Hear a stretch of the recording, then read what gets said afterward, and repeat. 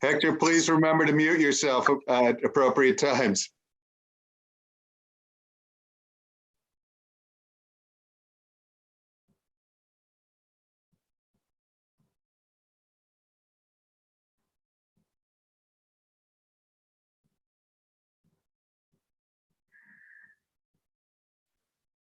Where are the kids, Jeremy? Where are the kids? They're all around. Okay. I see Orson is sleeping next to my front door because he wants the cold air. Oh, yeah. No, It's too warm. It's too warm in here right now, apparently. no, never. Not for me. Never too warm.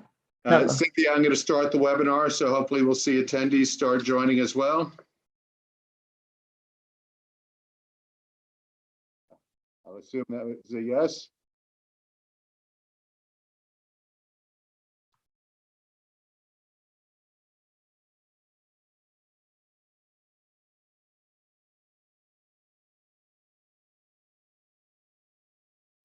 It's a late arriving day.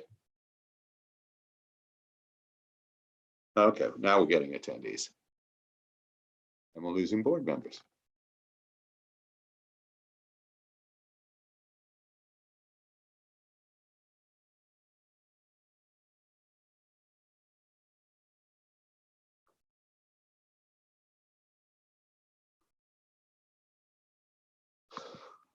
Well, Bev said she was having trouble joining, and she must be having connection problems at home. Hopefully she could rejoin us.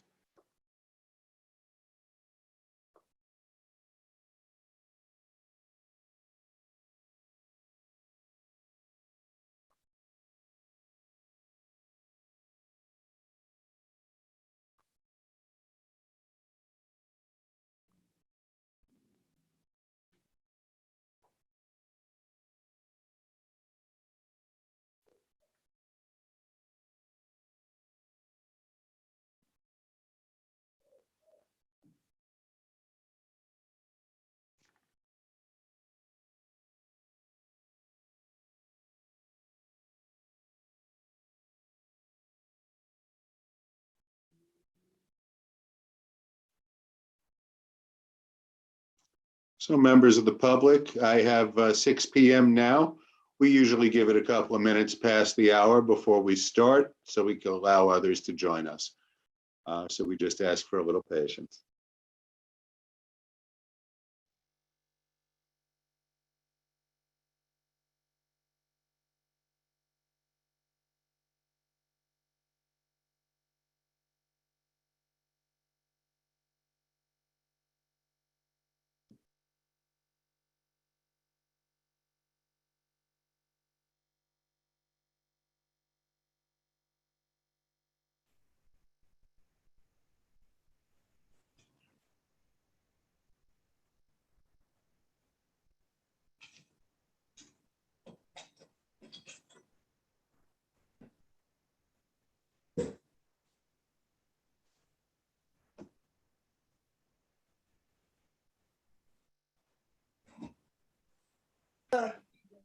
Nah, I'm just gonna sit down next week. I'm gonna mentally check what I need to do.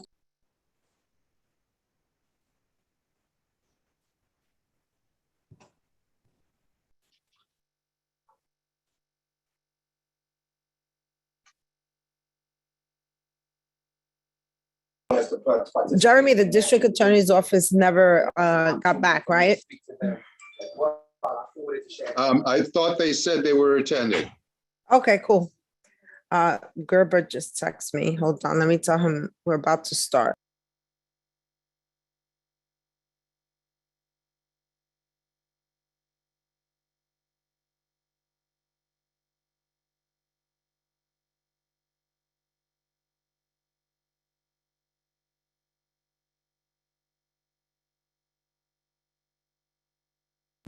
Officer Fernandez is trying to log on.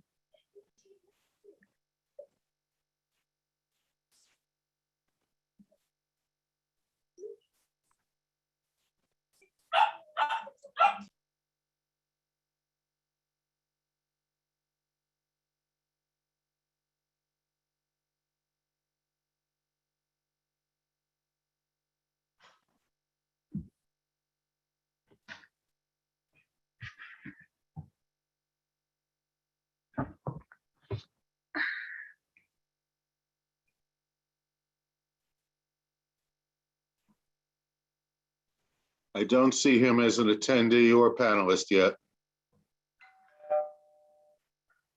He just contacted me, so he's trying to log on.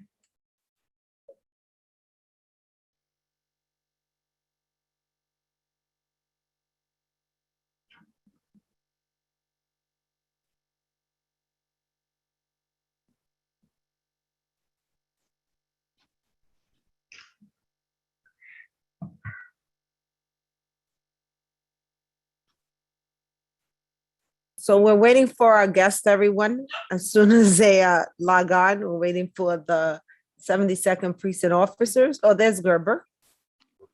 Cynthia, would you like me to start with the attendance now? Yes, Great. Hello, hello. How's everyone doing? good. How Hey, are Gerber. you? Good Good. seeing you. We were trying to log on with our computer, and for whatever reason, it was giving us issues, so I had to do it with my phone. Great. We appreciate that. I'm going to mute you for a moment. I'm going to mute everybody for a moment because we're about to do attendance. Board members, I'm going to call your name. I'm sorry, committee members, I'm going to call your name. And when I call it, please unmute yourself, acknowledge it, and then mute yourself again. So we will start with Cynthia Felix. Present. Thank you. Anthony Gilio. Ramon Acevedo. Joan Body. Here. Thank you. Kin Fung. John Garcia. Hector Gonzalez. Here. Thank you. Zachary Jacy. John Johnston. I'm here. Thank you. Barbara Lee. Jimmy Lee. Paul Mack. Yeah. Thank you. Sam Sierra. Brian Slater. Cynthia, attendance has been called. It's all yours. Thank you. I want to thank everyone for joining us tonight in our public safety meeting for this November of 2021. Thank you to Officer Captain Fung from the 72nd Precinct, as well as officers, community officers Gerber Fernandez, Susan Alexandra, and Fung D. We are going to be discussing some items today, the safety of the community, and you all received the agenda. So we're going to have an open discussion. I'm going to go in order of the items that we have on the agenda. And the first one that's of concern, and I want to thank Officer Fernandez for sending the board a pamphlet on this, is the use of bicycles, motorized bikes, and scooters in bike lanes and sidewalks. It has been a big issue in the community. We're seeing it more and more. And we would like to know, what are some of the regulations around this? What are some of the things that are happening? What are some of the trends that you see in the precinct? And what are some of the things that we could do to educate the community on the use of these things and the sidewalks in our neighborhood? Okay.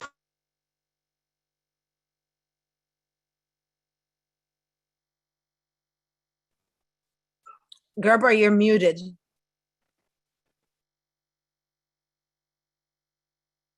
I guess I had it. Can you hear us now? Yes, we can. Oh, great. Good evening, everyone. Captain Feng Chen, 72 Precinct XO. I'll briefly go over the rules and regulations in regards to e-bikes and bike on the sidewalk. So obviously, I'll start with the motorcycles. So motorcycles obviously not allowed on the sidewalk. That's obvious. What we have make it clear to people is dirt bikes are not allowed in the city, confines of the city, period. And what's considered a dirt bike? It's basically a motorized motorcycle without headlights, without speedometer, without tail light. If you see something like that and you choose to purchase it, you could still use it as a recreational vehicle, but just you're not going to be allowed to ride that and register type of vehicle within the limits of the city. So that's that. And then after that, now we start seeing a lot more of what we consider other motorized. meaning the motorized scooters, motorized e-bikes, and motorized moped, like a Rebel type. So they all comes in different sizes, shape, and capacity. But again, none of these vehicles are allowed on the sidewalk. Okay, so that being said, no bike is really allowed on the sidewalk. Even the one that's pedal. Now that being said, what the 7-2 precinct been doing to address this? Because this is a topic that's been brought out in numerous different forums, in the build a block meetings, in the community council meeting, and I guess we'll brought up here. So it is a concern. And then not for long, I could just walk out of precinct, and right in front of precinct is the a bike lane, and you can see that it's one of up and coming mode of transportation. Everyone uses bicycles, and a lot of them are actually moving on from pedal bikes to e-bikes, electric bikes. So they are very prevalent part of our lives. So in regards to that, they still had to follow, while they're on the street, they still have to follow all vehicle rules and regulation, meaning they cannot run red lights. They cannot, just make turns, and they cannot go against the flow of traffic. And they had to wear certain basic safety equipment. Like if you have a motorized scooter, you're supposed to have a helmet, and then bike, reflecting vest and tape of that sort at the in the nighttime. And so a lot of times, and again, thank you for this forum. It's like a lot of time, the police department, more specifically the 7-2 precinct, we had taken steps to address the complaint that we see about people riding against traffic, going at high rate of speed. And we actually have addressed that. And then unfortunately, we don't have the forum to tell people what we have done.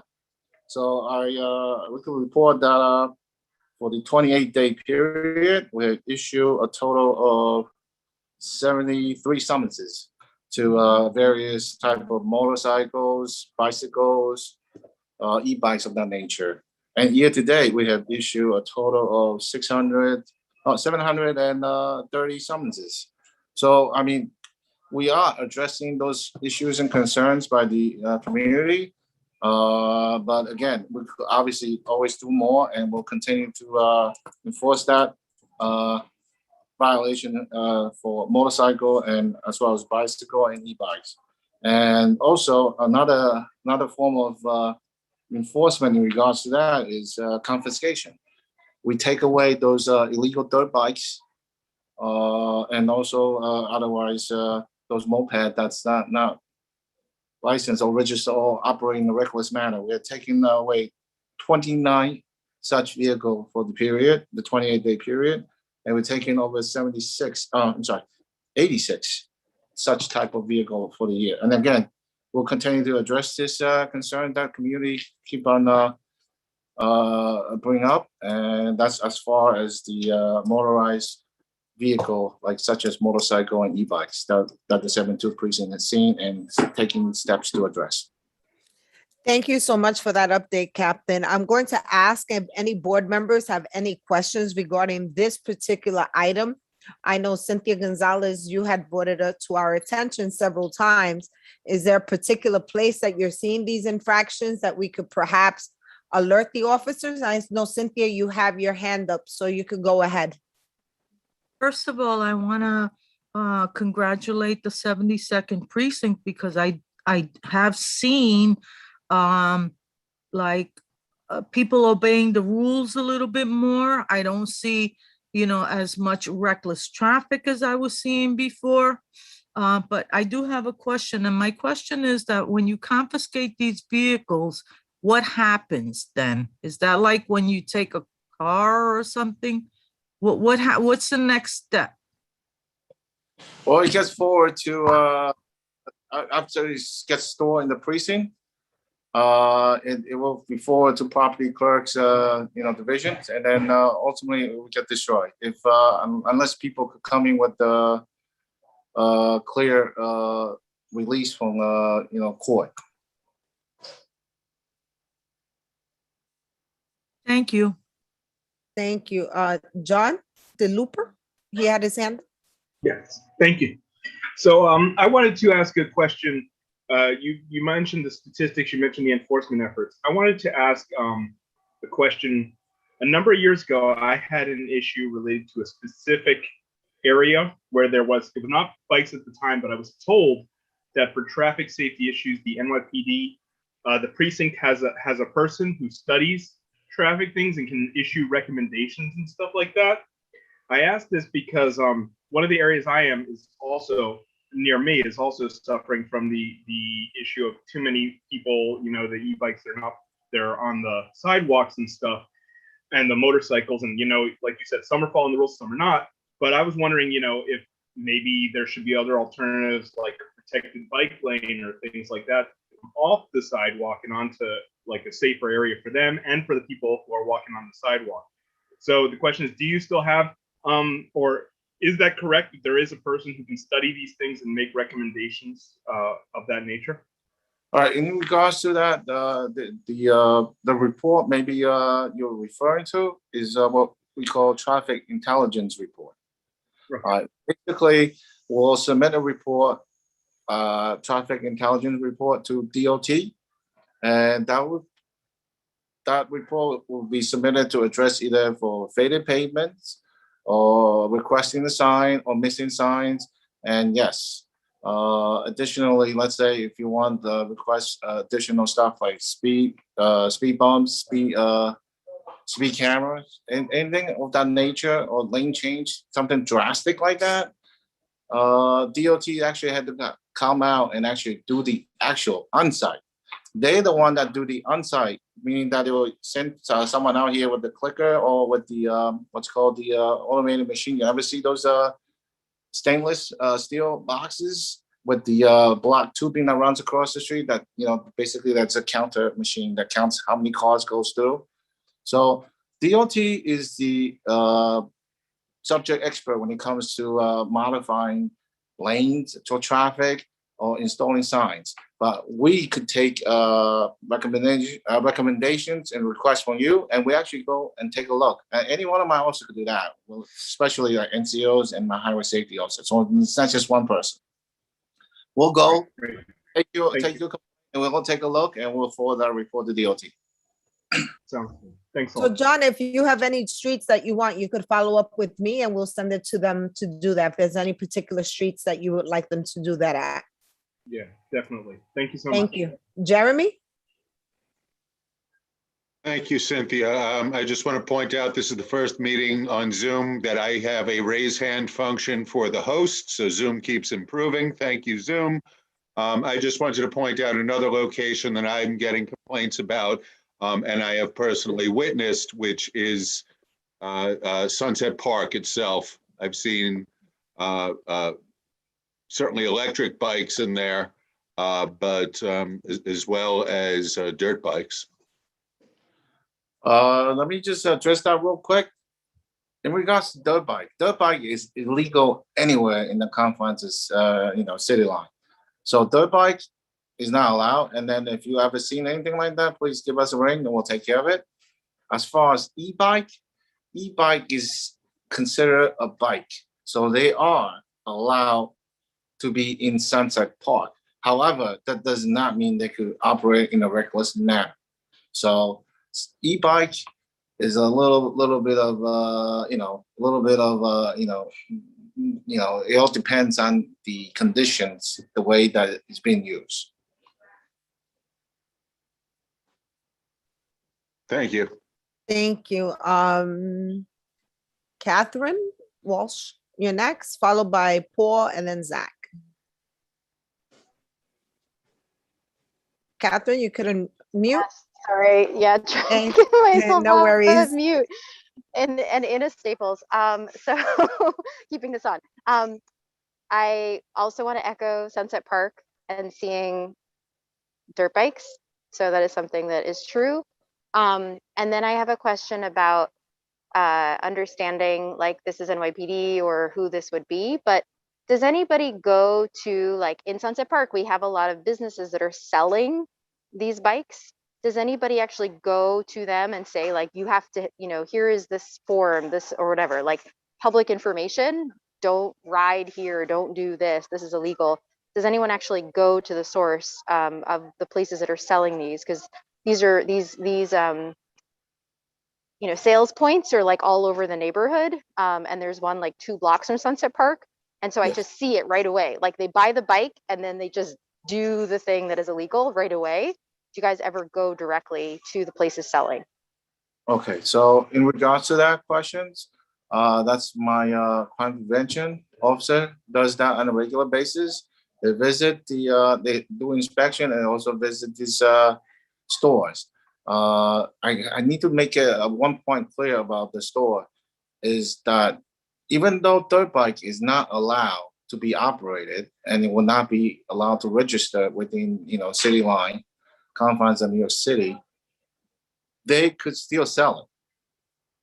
So all we could tell them, and we do tell them on a regular basis, you must let your client know that they cannot operate a dirt bike in New York City because they will be subject to a fine and also summons and confiscation. As far as e-bike goes, because a lot of them that nowadays we have like a moped, or the best way I could describe it, they look like Revels. They're battery operated scooters that looks like in the old days like a motorized scooter, but a lot of them are actually battery operated. So they are not required to be licensed by DMV. So they could sell those legally and it could be operated on the street. And it comes in different sizes and shapes and forms. But yes, we do continue contact and with these vendors.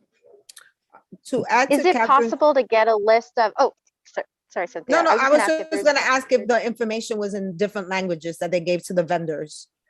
Because I know the flyer you gave us was in English. Does it come in different languages? I got to check. To be honest with you, Okay. I'm not sure about that one. Okay. Yeah, My- mine was a follow on, just like, I would love to know where in our district you're going, like, and most recently when, and then what languages, right? It's being made available in. It absolutely has to be made available in Spanish and Chinese. I Yes. would say is like top priority items. And would it be possible for us to get a list of like which vendors you are going to? And when you most recently went. I don't, if that's something that you guys could do, because again, it just doesn't appear, the experience that we have is it doesn't, doesn't seem like anything is kind of changing. And Dom, and then all right, this is what we're gonna do, ma'am. I'm gonna have my crime prevention officer who does this regular basis get in touch with the community board. So, and then I guess you'll get that information from the community board. So that might be the way to go. Thank you, Captain. Paul? Works for the board.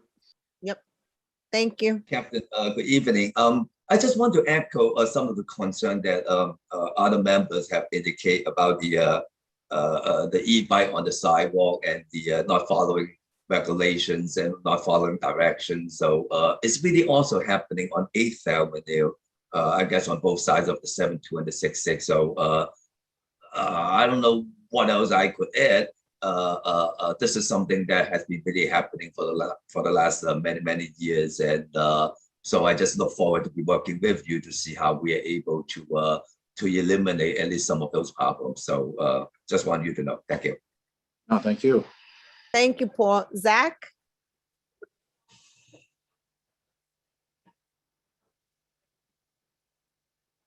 Zach, you're muted. You're muted. Well, I turned my video on, so that was something. Sorry about that. So I'm going to echo about the bikes. Let's start with Sunset Park. I'm up there multiple times a day, every night.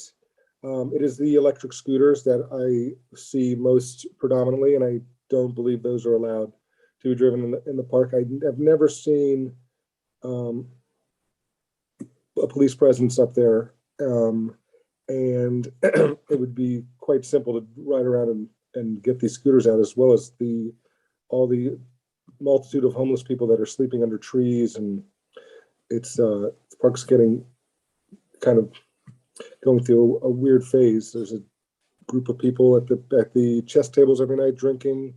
There's a party at the flagpole every night. It seemed pretty easy to squash that. And I'd also like to see, we've mentioned this before, that I would like to see the officers get out of their cars and actually walk the park. I think they get a lot better feel. I think they would be able to interact with people. I think the cars driving around the park, I find to be very, very inefficient. Another thing is the parking, and on our block in particular and all over this neighborhood, people park at hydrants every single night. The same people park at hydrants every single night. Through on one, seldom, 50% of the time through on one works and they'll get a ticket. But a lot of these people parking on my block have illegal plates. They have no inspection stickers in their windows, and there's little recourse because they get a ticket. They'll just throw the ticket on the ground. There's no, I don't understand why the 72nd is not pursuing. It's obvious. There's 3 cars. There's a car on my block with no plates. There's cars with no inspection stickers and 1 New York plate in the back. Why are these cars not being towed? It baffles my mind. Thank you. Okay, let me just address it. This is probably not the answer that you want to hear from me, but police department is bound by city program called road tow, which is rotation tow, which is a tow company that has contract with the city. They're the ones that comes when we make the request. Hey, this car is has no plates, or it's unregistered, or it's not inspected, or it's been parked here for a long period of time. They're the only people that are allowed to remove those cars. It's not like a vehicle that's blocking someone's driveway. We'll just come and issue a summons, and then the homeowner could just call any tow company and tow it. But for those derelict, what we consider derelict vehicle, like you say, like missing, registration, plates and stuff. Yes, we will get to it, but we are limited by the capacity that this tow company has. For example, like this past month, they were only able to accept not even 10 cars. So, we do keep track of these vehicles. We will come. The first thing we do is chalk it, so to speak. We'll put a chalk mark on the car, so we verify, write down the date, and make the corresponding mark on the pavement, so we could tell this car hasn't been moved in 7 days, and then which point then the car could be considered be on the list for towing. But again, our hands are tied when it comes to the availability from the tow truck company, this rotational tow company. So right now we only have one. We're working with our patrol service bureau, and do them to one police plaza. Maybe we get another additional tow company to sign up for that, but we can't just have anyone tow the cars. And so in that aspect, our capacity to do rotation tow is very much limited at this time. Well, just a point of clarification, you're saying that 10 cars in total were towed in the 72nd precinct last month. That's all that. No, right. No, I had 5 listed here, and then I think we did 3 tow operations. Each time was one was two cars, and one was 3, right? Yeah, yesterday was 2 more. Yeah, so we towed a total of 5 cars in just like the rolling 28 days, so to speak. So for the last 2 weeks, 5 cars, because that company, the tow company, was only able to take 5 cars. So I understand what you're saying, but we try to do what we can. Captain, how can we support in getting more tow services? How can we advocate for that? Because you're saying there's one tow company that for the entire precinct? Or does that tow company rotate among precincts? I think that tow company actually has contract with the whole patrol borough of Brooklyn South. So wow. They just don't have that kind of capacity. Yeah. Okay. They are the precincts. Oh, as well.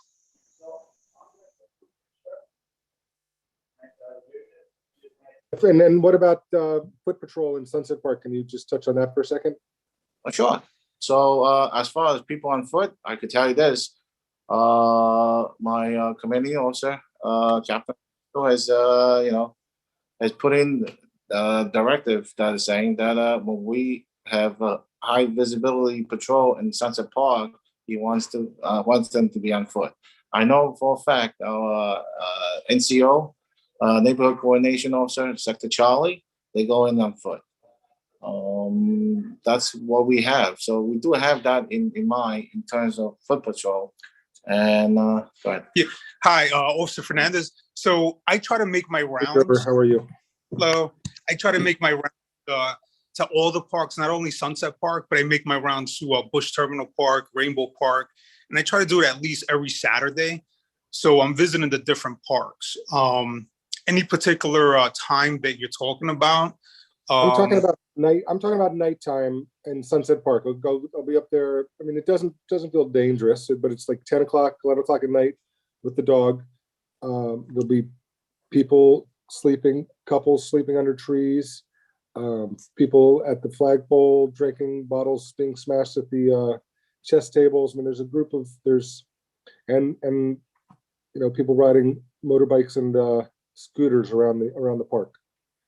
That's really the time I'm talking about currently. Okay. All right. I'll note that. I'll let the neighborhood coordination officers know as well. Thank you. Appreciate it. Thank you. Catherine, you have a hand up?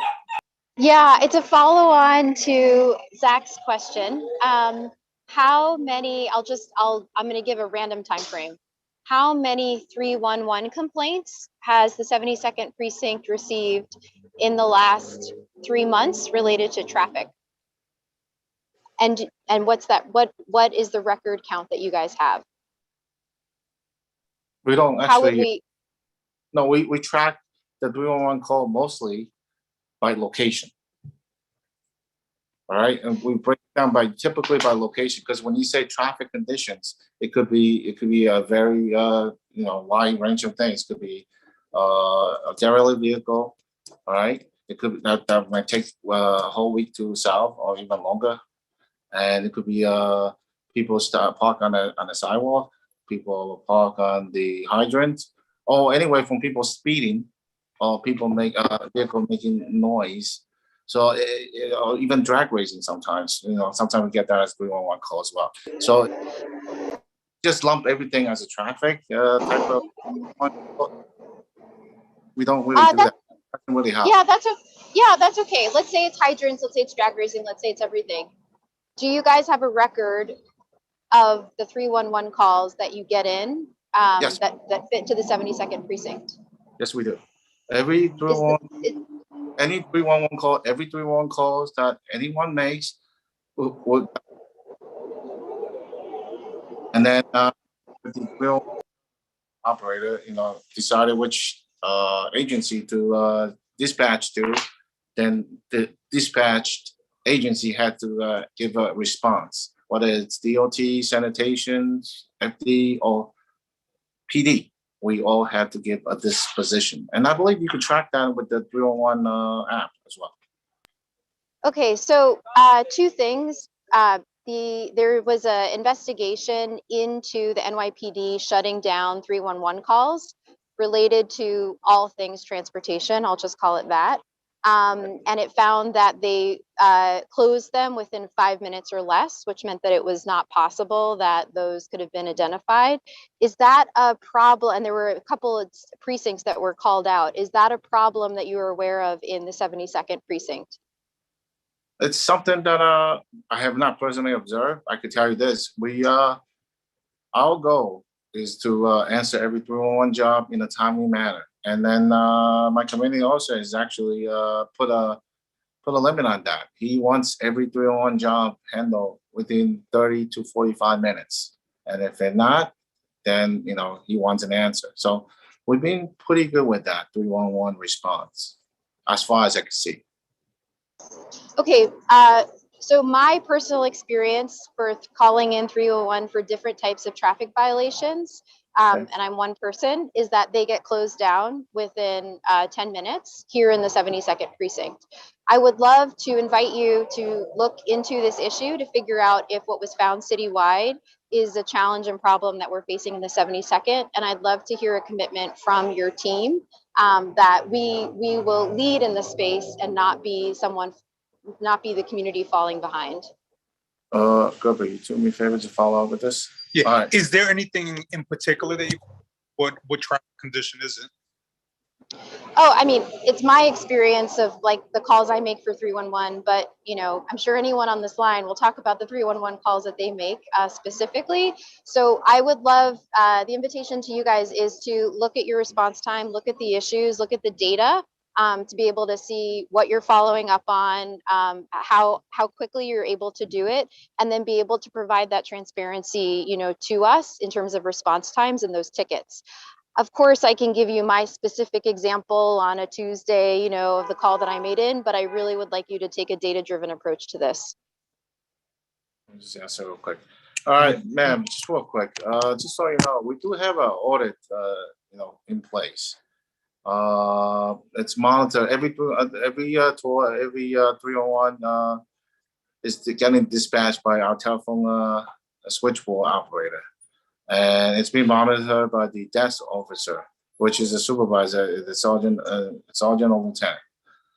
That's the initial audit system that we have in place. And after that, we do spot check. We have integrity control officer and his assistant. They do make 301 calls, and then they monitor the response. So we do check like that, and also we have other units within the department, like investigations units. They actually do also random testing by testing, making the phone call and see how the phone call is accepted at the precinct level and how the responding officer responds.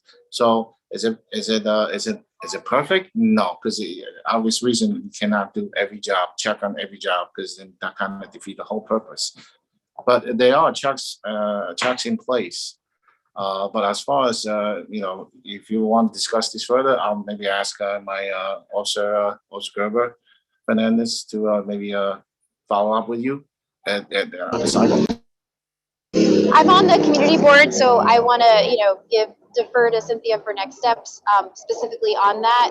My experience is that these tickets get closed down here in the 72nd, and then I know it's been a citywide investigation that happened, as well as with the city council doing this. So I want to understand the 72nd, but Cynthia, I'll defer to you to keep the meeting moving. I don't want to take over. Thank you.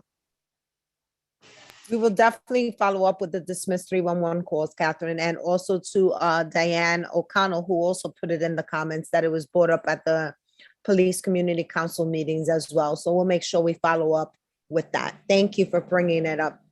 Zach Cynthia, is. I'm sorry, we have several attendees with their hands up as well. Okay, perfect. So let's go to some of the attendees, Jeremy. Sure. Yes, I'll put my hands down. I'm done. Attendees. Okay. Thank you, Zach. I don't know if you could see them. Do you want me to call them? Yes, I could see them. Okay, so if you like to call them, I'll just handle the operations. Thank you, Jeremy. Daniel, you're the first one. It'll be followed by Chris, then Diane, then Ted. So we'll first go to Daniel. Daniel, you can unmute yourself now. Yeah, great. Thank you. I wish I could take off my background, but anyway, I just want to thank everybody. I have two comments regarding bikes, the motorized bikes and e-bikes and scooters in the bike path. Large cities like Amsterdam, Copenhagen, Paris have all banned electronic vehicles of any kind within a bike path. So it's a terrible problem, and I agree that we look to the 72nd precinct to help enforce our nice bike paths a little bit better. But this is a problem for our elected officials and all of the residents of this community. Please urge your elected officials to start passing reasonable laws. I'm a daily bike commuter. Electronic bikes and vehicles do not belong in our bike paths. I've been hit by them several times. It's crazy. And all we have to do is modify our transportation laws, keep these electronic bikes and vehicles out of our bike paths, make them ride in regular traffic, at a legal speed limit, and you'll see a lot less incidents and a lot fewer problems if we could get a law like that passed, similar to other large cities. Second, I'm posting in the comments. I've posted 6 311 complaints about cars blocking the sidewalks in the last 2 days. All of them have been closed within 10 or 15 minutes. I've been sitting on my stoop working the last 2 days. There's been no investigation, but I get the same reason code. The police department responded to complaint and took action to fix the condition. There have been no police presence or no one investigating these 311 calls. I'll post the specific 311 complaint numbers. I'll send those to Officer Fernandez. If anyone wants the details, I'm happy to help with that. But thanks, and please keep the electronic bikes out of the bike paths. And then I would like to comment again about the cars parking on the sidewalk. It's not just 50th to 60th Street, it's 17th to 36th Street. Please don't ignore us down here in South Sunset Park. It's a horrible problem here. It's been going on too long and we need help. Thanks, everyone. Thank you, Daniel. We didn't mean to exclude any blocks. Those were just specific blocks that were brought to our specific attention, but we'll be happy to include those blocks. We don't forget anyone in the community board confines. 17th to 38th Street, please. Got you. It's When terrible. we get to it, we're going to be discussing it shortly, so we'll expand that to those blocks as well. And Daniel, if you'd reach out to us as well, we're closed tomorrow, but if you'll reach out to us about the 311 complaints as well, I'd be happy to try to help on those too. We'll do it. Jeremy, I think I have your email, so I'll include you on the email with the specific complaint numbers. Thank you very much. Thank you. Thanks a Thank lot. you, Jeremy, for offering to follow up. Chris, you're next. Welcome. So you could unmute yourself now. Yes, can you hear me? Yes, we can. Wonderful. I just want to address a safety issue, a serious safety issue on 19th Street between 6th and 7th Avenues, which is it's a no truck route. And since they have made changes to the streets around us to the north and south, especially 20th Street, which used to be two-way and now is one-way, and have plans to put medians at the end of a lot of the blocks around here. It's sending all of the trucks, and I'm talking about dozens of trucks during the day and through the night, up 19th Street. And we have 3 schools and a playground literally in this one block on 19th Street between 6th and 7th. I have seen trucks flying through here. I've seen kids jumping out of the way, and it's a serious, serious concern. We've reached out to DOT. We've called 311. I have not heard back from them. But, this is only going to get worse once the medians are put at the ends of a number of the streets to the south, because trucks won't be able to go through there. We unfortunately can't do that at 19th Street because we have school buses, like I said, for 3 schools. So this is a serious safety issue. We're all very, very concerned around here. This is obviously a block in a neighborhood where we have a lot of kids. So wanted to just see what we can do to hopefully make this better and solve it.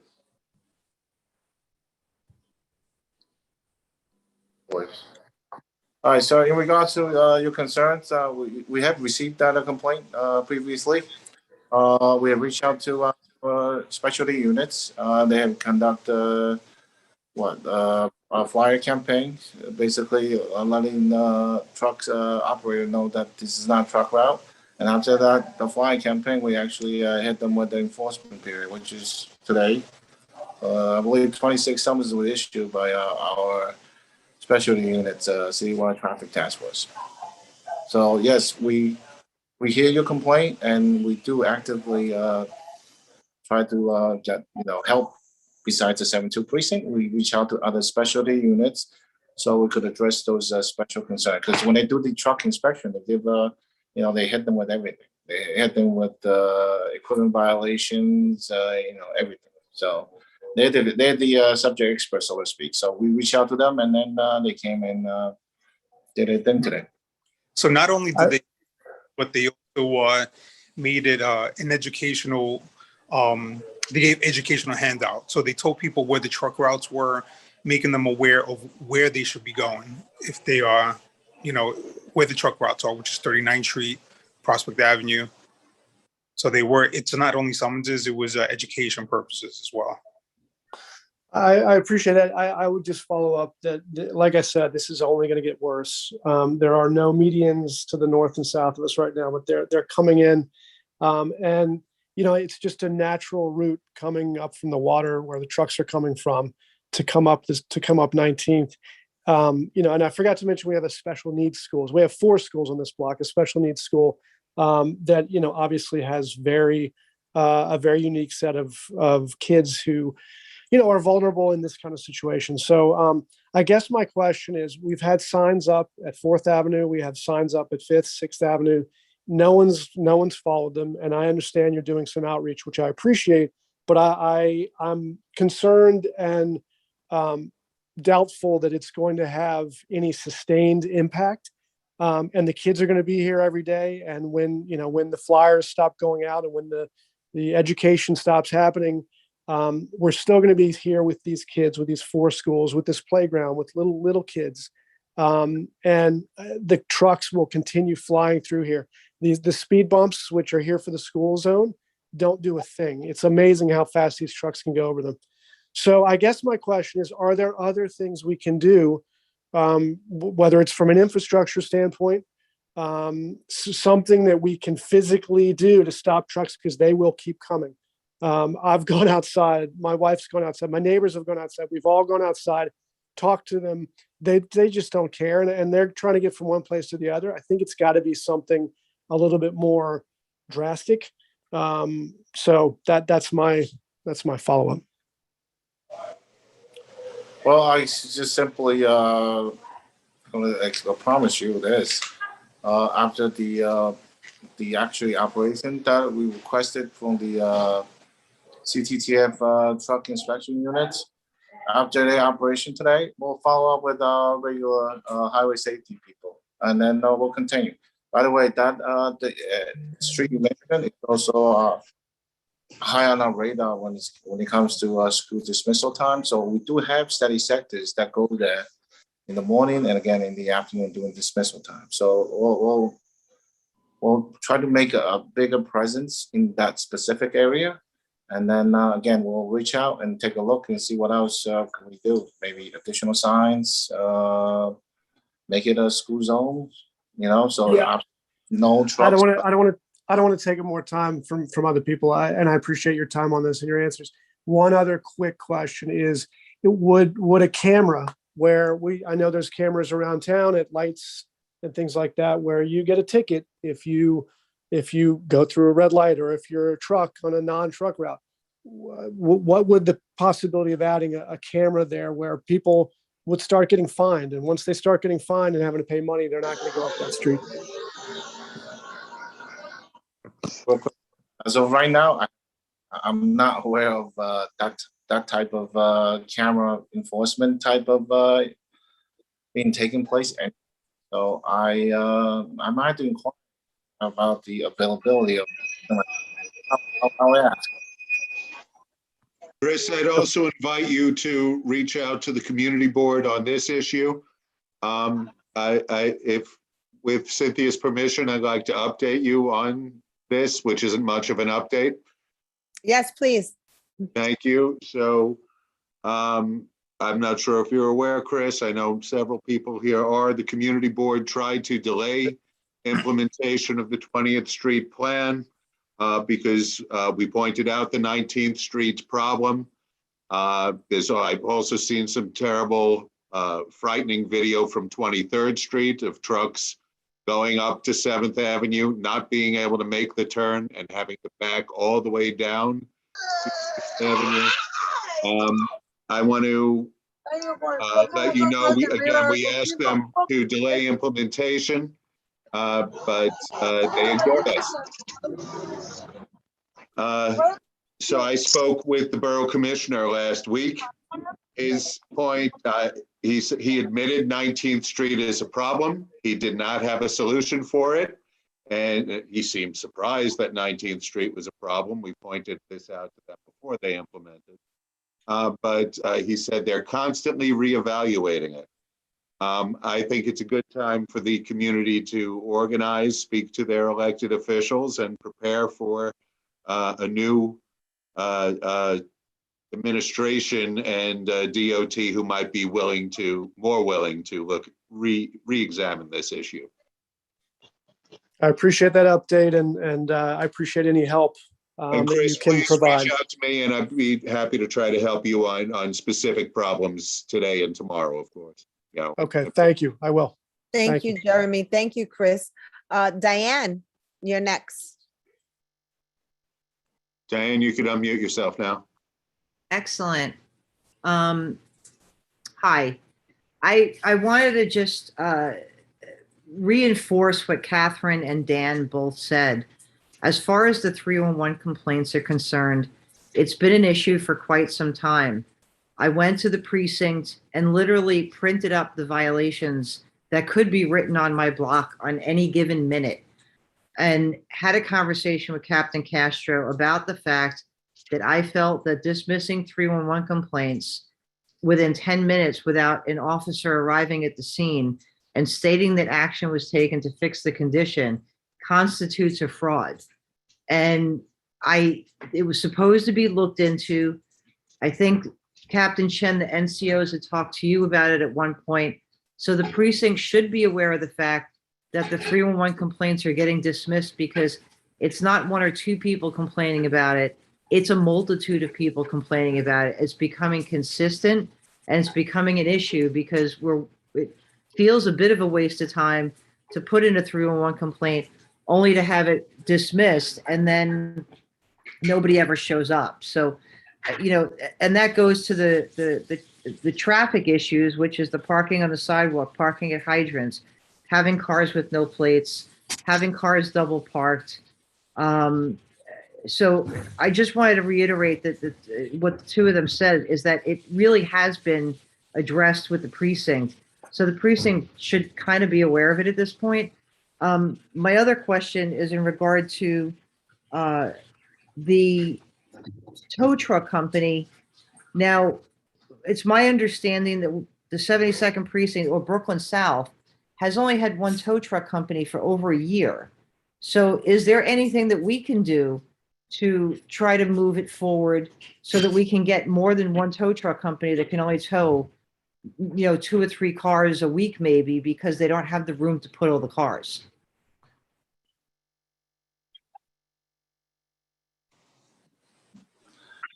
Right, so that, as far as that goes, obviously, we have basically at every meet, we're going through our patrol service bureau and do One Police Plaza and do the city, because it's not something that the precinct alone could actually go out and solicit a tow truck company and could, do that. So it has to be done through the One Police Plaza, and it's got to go through channels, and it's being done now. So, Captain, is it a budget issue, a contracting issue? Can you direct us some way in which we can advocate for this?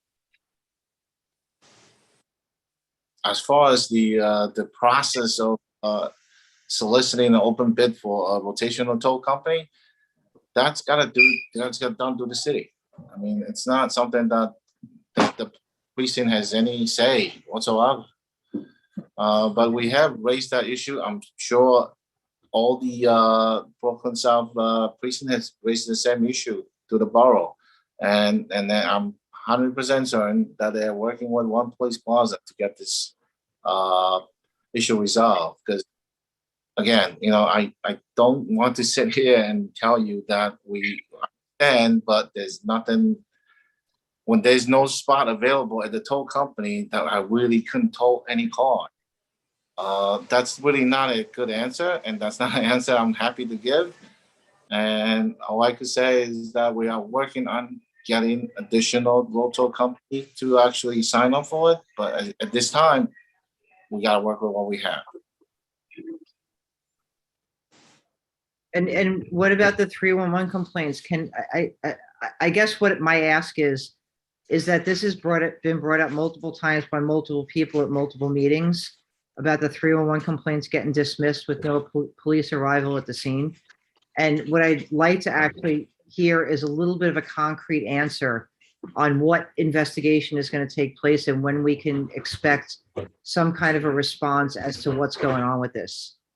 Because I feel like we've been asking several times and it keeps coming up, but there's no resolution to it and nobody's investigating it, or it hasn't been investigated to a resolution yet because it's still occurring.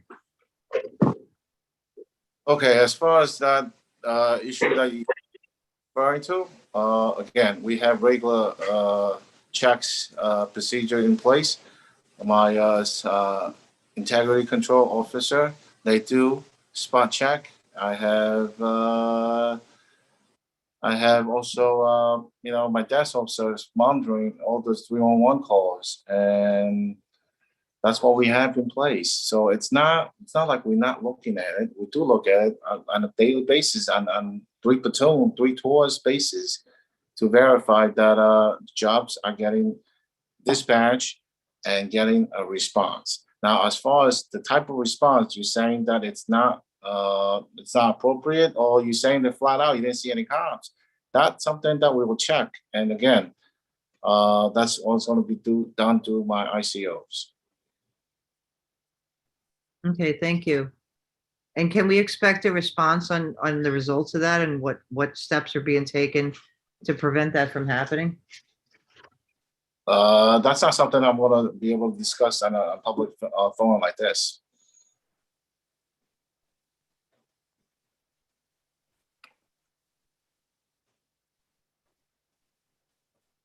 I have Ted Gottfried next. Ted, you can unmute yourself. Wow, that last line was a howler. Made me laugh. Can't talk about it. Okay, yeah, me too. I have made many 311 calls and never has any of them been resolved. And so this whole thing about spot checks and all that, well, that sounds pretty, but the truth is none of these calls are happening. They're not being worked. And how many people have said that this evening? 5? So, I just don't get it. Is it a manpower problem, or is it just you guys just don't want to do it?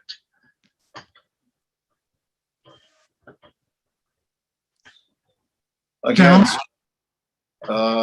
the response I can only give you is that every 311 calls gets accepted, received here, gets dispatched, gets answered. As far as the response that you are not happy with, we'll look into it. We absolutely look into it. But if you're saying that we never respond to any 301 job, I beg to differ. Not my experience, not my experience. So another question, which has been brought, was brought up already, but I live on 23rd Street, and there's a sign at the end of the block that says no through trucks. Trucks have always cut up our street, now more than ever. And yes, I'm aware of the DOT plan. And as far as I can tell, any truck that wants to roll around that little circle or maybe go over the curb a little bit is going to come right up the street. It isn't going to stop them any faster than those signs are. So, and I guess calling 311 is a waste of time, and you guys have better things to do than enforce this. So, I'm just incredulous. All I can tell you is, as far as the time and the date that this is happening, I will have my highway safety officer and then devote a block of their time to those specific dates and time, and then we'll address the issue that you raised. Okay, it's 24 hours a day. Also, I've called the precinct 2 or 3 times asking to speak to the community affairs officer, and I'm always told he'll call me back. That's never happened. Well, we're here. Well, you're not getting me messages. Obviously, something's wrong. We'll I'll give you my, we'll give our contact info to the community board if you want, and then you can call us direct, okay? how about if you just take my phone number right now and call me? Okay, you could give me a number. 347-987-0553. What's your name? Ted Gottfried. Oh, got it. Thank you, Ted. Thank you. Thank you, Ted. Thank you. Susan. Susan, you could unmute yourself now.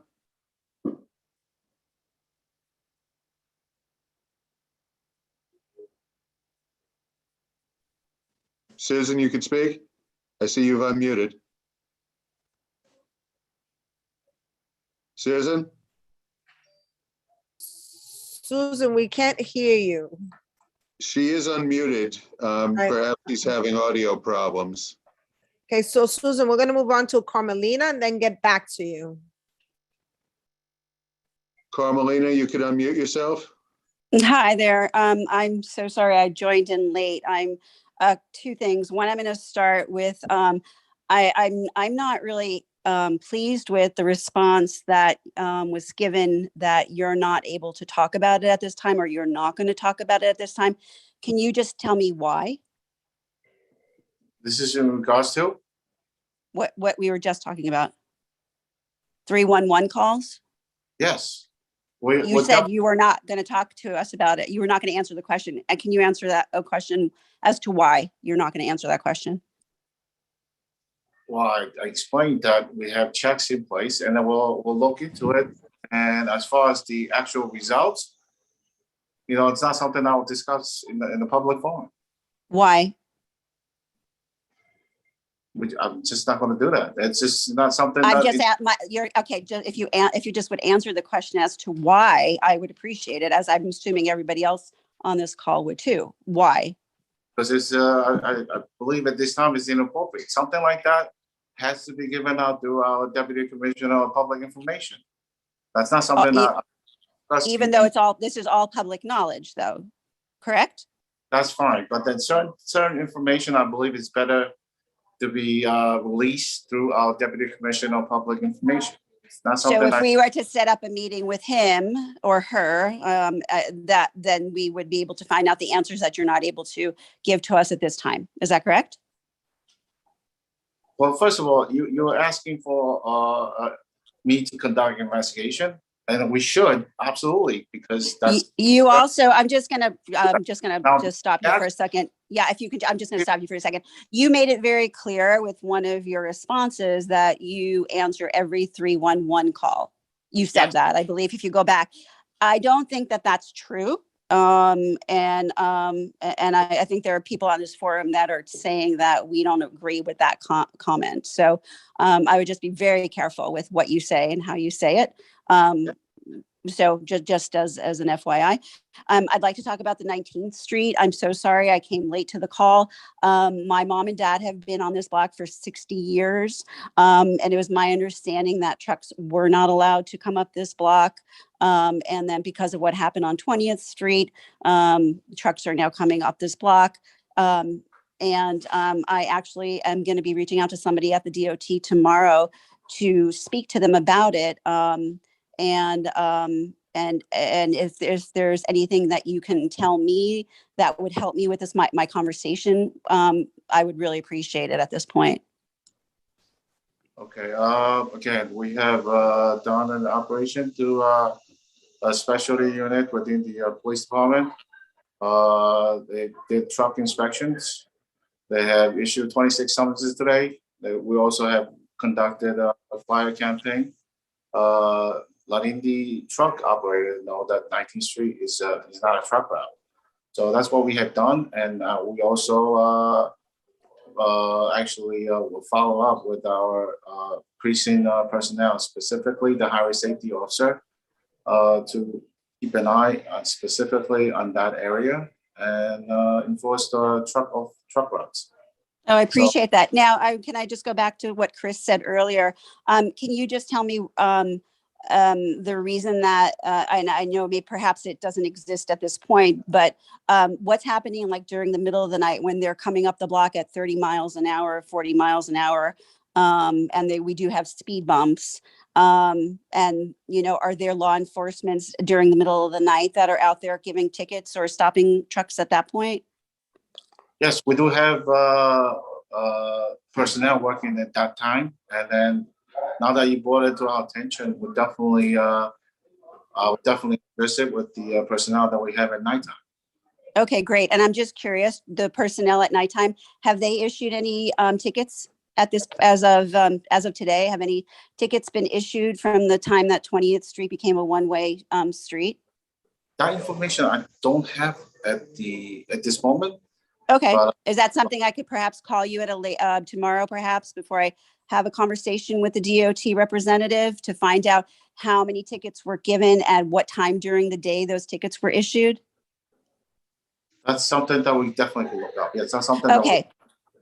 Okay, wonderful. I'll give you a call sometime tomorrow because I don't want to take up too much more time on this call. I appreciate that, and I will give you a call, like I said, sometime tomorrow. Thank you. Thank you. Thank you, Carmelina. Are we going to try again for Susan, Jeremy?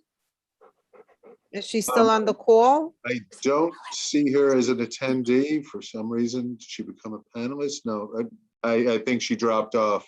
Okay, so if she comes back, we'll get back to her. Cynthia, you have a question and then we'll move on to parking. I guess we're talking to Cynthia Gonzalez, right? The other Cynthia. The other Cynthia, yes, Cynthia G. Even though there's three of us, but okay. Well, my whole thing is that, in all of my years, with the community board, I've always talked about, we can make a law, but if a law is not enforced, then what is the point in making it? Because what we're talking about tonight, in my mind, is enforcement challenges. For example, right? The captain stated that there's only one tow company, right? However, he did also state that the only other way that we can address this matter is if private citizens have the cars towed, right? So then private citizens have to kind of be the enforcers. This is what I'm hearing. That's number one. I'm sorry. Sorry to interrupt you for a second. That's not what I said. If a car is blocking a driveway, in situations like that, we'll just come and issue a car for blocking driveway, and at which time the owner of the driveway could just call any tow truck company, and they right. But I'm not talking about a driveway. I'm talking about people parking on the streets, people parking in a hydrant. That's not a driveway. But that's the only time that is through rotation tow. We could only tow cars that are considered derelict through rotation tows. We can't just ask anybody in random, any tow truck company to come and tow that car.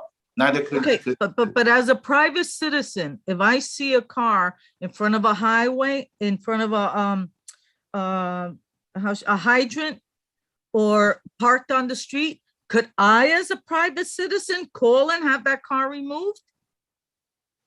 No truck. Because there has to be some form of enforcement, right? Whether it's private citizen. No, we could. We're allowed to make like private arrests, like citizens arrests. Can we make like a citizen towing? No, unfortunately, I believe no, you can't do that. The other question that I have is that I don't understand why the conditions, be it the motorized vehicles, be it the car, the truck, the whatever, why are these conditions so prevalent in our district and not so much in others? That I have a problem with that, because it goes back to what I'm always talking about is the challenges of enforcing the law, which is what you guys are charged with doing. But I don't see a lot of the nonsense that goes on here in our district in other places. I just don't see it. So my question would then be, what is your recommendation on what we should be doing to support the 72nd precinct so that we can live like decent human beings like other people do in other communities? Okay, I'll just go back to statistics. So far for the year to date, we have issued 730 summonses this year. This time last year, we had issued a total of 252 summonses. So we have triple the enforcement effort. So to say that we don't do anything is really not actually accurate. We have done a lot, and we could do more. So, and then we also have confiscated 86 such illegal dirt bikes and e-bikes and scooters for the year. So again, we are doing something, and because obviously the issue has been brought forth through community council meeting, build a block meeting, and also through one call. So we understand this is an issue. So we have taken steps to address it. And are we completely done? Obviously, it's not completely done because we still have the issue. So we'll continue to address it. We'll continue to do more. But again, it's not quite true that we're not doing anything. Because first of all, as the first speaker speaking tonight, I was the one that stated that I do see some effort being made with the e-bikes and the motorized vehicles and stuff. I do commend you for that. I commend, all of the officers of the 72nd precinct. It's not like I don't see when a change occurs, but what I don't see is that I don't see these things happening in other places. So the question is, again, how can we help to support you guys so that you can get the resources that you need so that we can live a better life like other communities do? That's really at the core of this all. That's my question. What can we do more to support you so that we can live, decently like other communities do, where we don't have to deal with these issues? I appreciate your support. First of all, thank you for recognizing the steps we've taken. And like anything, any precinct exec, like we could always use more cops. And we really could use cops, man, honestly. So if you guys could help, voice that issue to the department, that'll be greatly appreciated. Yeah, that, and also I would say reach out to your local congressperson, assembly member, and have them change, different laws as well that will enable to, with like the motorized scooters and stuff like that. If that's one thing, speak to them, let them know these issues that are going on, make them aware. Will do. Those are good suggestions. Thank you, Cynthia, for bringing that up. We're going to go on to Catherine for one last comment on this, and then we're going to move on to the parking issues and the abandoned vehicles. Catherine? Yes, thank you.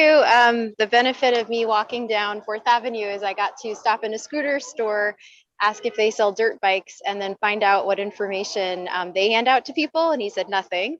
And I'm in district on 23rd and 4th Avenue. And it's the Anchi e-bikes motorcycle sale and service. So I would invite you to go to that location to give them this information out in English and Spanish and Chinese about e-bikes and what is expected and not biking in bike lanes. I want to raise to many of the people who were talking about the 311 complaints. Just as a reminder, this was a citywide investigation, like an investigation. There's a dirt bike on 4th Avenue, hence why I had to shout. at 23rd Street, 4th Avenue, 23rd Street, e-bike, reserve bike. There was an investigation that happened of the 311 complaints. And what it found was that NYPD routinely shut these down in 10 minutes or less. October 26th, then the city council sent a letter to the NYPD asking to turn over data. So we're talking about our own personal experiences of this in the 72nd. You heard folks today who have records of this, but this is something citywide, and then we're calling and inviting 72nd to look at this in our district. What I want to just add is that there is going to be some massive last mile trucking facilities that is being built between 19th and 21st. It is proposed to be the largest trucking distribution center of its kind in the United States between 19th and 21st on 3rd Avenue. Everything that we're hearing about it getting worse, I have a specific source point to point out between 19th and 21st below 2nd. Where are they going to go? How are they going to get there? These are massive trucks. So I am so frightened about what I'm hearing about happening on 19th and 20th Street and kids and someone, a child, someone being killed. And we're raising it in this meeting and we're talking about it and we're not really hearing solutions. And that's gonna be what we all go to sleep thinking about tonight. And that's terrifying. And you really need to like sleep on this and think about what solutions we're all gonna propose. So the last mile trucking facilities are a major, major concern. And then the last point is around the 39th Street. So, okay, the trucks are being rerouted. It is wildly unclear what is supposed to happen on 39th Street, how they're supposed to access. And again, this is a failure of DOT in this traffic study. So there also needs to be another conversation about trucking and traffic on 39th Street. Thank you. Thank you, Catherine. We'll make sure we follow up with the captain on that. So Captain and Gerber, we're going to move on to parking. So there's been a lot of complaints about double parking, cars parking on sidewalks. I know you addressed some of it today, but extending it throughout the entire community board, not only 50th to 60th, but other blocks as well, 17th to 38th Street, as well as abandoned vehicles on 3rd Avenue. And I'm sure in many other places it was addressed earlier. I know you made some comments about the tow truck and how that has been challenging for you, and we're going to see how we could support. But in terms of those situations, can you give us an update on what is the precinct doing to support that, in particular the double parking on 5th Avenue that was brought up specifically, as well as abandoned vehicles? What is the process? I know John DeLuper is on the call, and he has some specific concerns about vehicles just being abandoned for months and months on end. In terms of double parking, we address it with our personnel here in the precinct.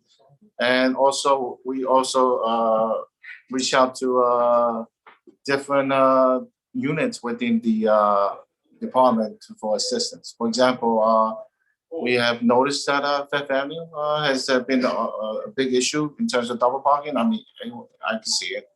People double park, they run in the stores. So we address it by our precinct personnel, first of all, and then we also reach out to traffic enforcement divisions, and we also reach out to citywide traffic task force. For example, on Fifth Avenue, we asked citywide traffic task force to come in, I believe 2 weeks ago. We issue 101 double parking summons for that day on all up and down Fifth Avenue. So, we do when we get complaints and concerns are raised at the public forums, that's how we address it. As far as the derelict vehicle concerned, there are certain requirements for us to be considered a vehicle derelict. Just because, for example, let's say a vehicle is parked on the street and hasn't been moved. Sometimes we believe for days and months. Well, we can't just assume it's been parked there for days and months. If the vehicle has registrations and has inspections, it's allowed to park there. Only thing we could do is, as I mentioned earlier, we could come by and we will put a chalk line across the tire and the ground and date it And after an appropriate time, we'll come and deem it as derelict or slash abandoned. And at that time, they will be on the list to be rotation tow. So those are the procedures. Now, completely, let's say a vehicle that's completely gutted, burned, like useless, like more of a junk. We just reach out to the Department of Sanitation. We just sanitize it, so to speak. The Department of Sanitation will come and remove those vehicles that's not really even, any useful, even worthwhile at all. So we have other means besides just rotation tows. Thank you. And regarding the cars parking on the sidewalks? Those, I know this is a sore point this time, but something like that, you could reach out directly to the NCOs or 311s. Either one it's fine. I'll call the precinct direct, the telephone dispatch. We'll send a call out there and we'll issue them a summons. We absolutely could do that. Go ahead. Okay, John and then Jeremy. One thing. Yes, go ahead. Hi. Good evening. Hi. My name is Sierra Rizevla. I'm the sergeant for the NCO in the 17th Circuit Precinct. In regards to what the captain said, the NCOs can be reached directly. I'm encouraging you guys to contact my NCOs directly in regards to this. We have members of the community that have reached with NCOs directly to direct contact, which helps us eliminate the backlog. So you contact my NCOs directly, and they are working. They will respond and will address the conditions. I believe some members of on this current chat right now will attest to that. So please don't hesitate to call us. Our emails and most of our numbers are available online to the NYPD page. Call direct, and we will enforce when necessary. Thank you. Thank you. We'll make sure we provide an updated list of the NCO officers to board members to share. John? Thank you, Cynthia. I do want to follow up again on those specific agenda items that you just mentioned, but I want to ask if it's possible for me to have screen sharing. I brought a visual aid. I don't mind, Jeremy. Yep, John, I can make you co-host, which will allow you to show the screen. Give me 1 second. Okay, because then I'll bring up the issue that you can now share your screen. Okay, fantastic. Because yeah, I'll want to get into some specifics about the ones I mentioned, and I think visual will help. So let me see. I'm not. Okay, now I see it. Okay, cool. Oh wait. Oh, it says only. Wait. Okay, now I got it. Sorry about that. Okay, so I went out and in terms of this stuff, I did look at some specific issues because I wanted to bring them up because they've been coming up. And in terms of the abandoned cars, my screen is sharing. Cool.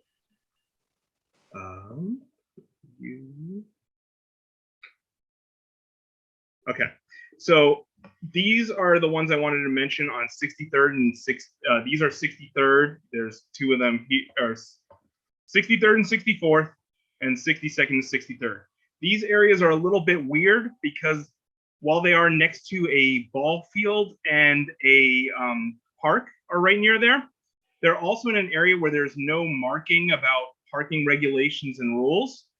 In the past, these areas have been a problem, and we worked with NCOs to try to get them addressed. And the NCOs were able to get a previous bunch of abandoned cars out of here right before the pandemic, but then other ones showed up immediately. And you see, they don't just park cars, they also park in like trailers and things like that, which to my knowledge are not legal anywhere. The other issue is in some of the stuff like these abandoned cars also on 3rd Avenue in general, a lot of times don't get ticketed because, at least from what I've been told by officers, that a lot of that avenue is midnight to 3 a.m. and for alternate side. And so without the ticketing, officers then say, we don't have enough evidence to tow them, but the tickets for that only happen about once a month. So you have to do like really a sustained follow-up with neighborhood officers for like a year or more to get these things looked at and to get them addressed, even before we get into the issues about rotational towing. Now, I know that in the city and places like that, you see there are other things that the police have. They have like fences, they have like these big NYPD blocks. Now, I know that there are other things we can maybe do with these spaces that might be better, but do you have things like that? Like, could you put those types of things up to stop people from leaving their car there for eternity?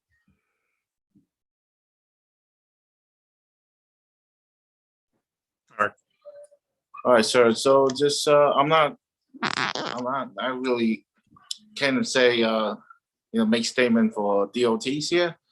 But if you drive down Third Avenue, DOT is actually making capital improvement projects along the Gowanus.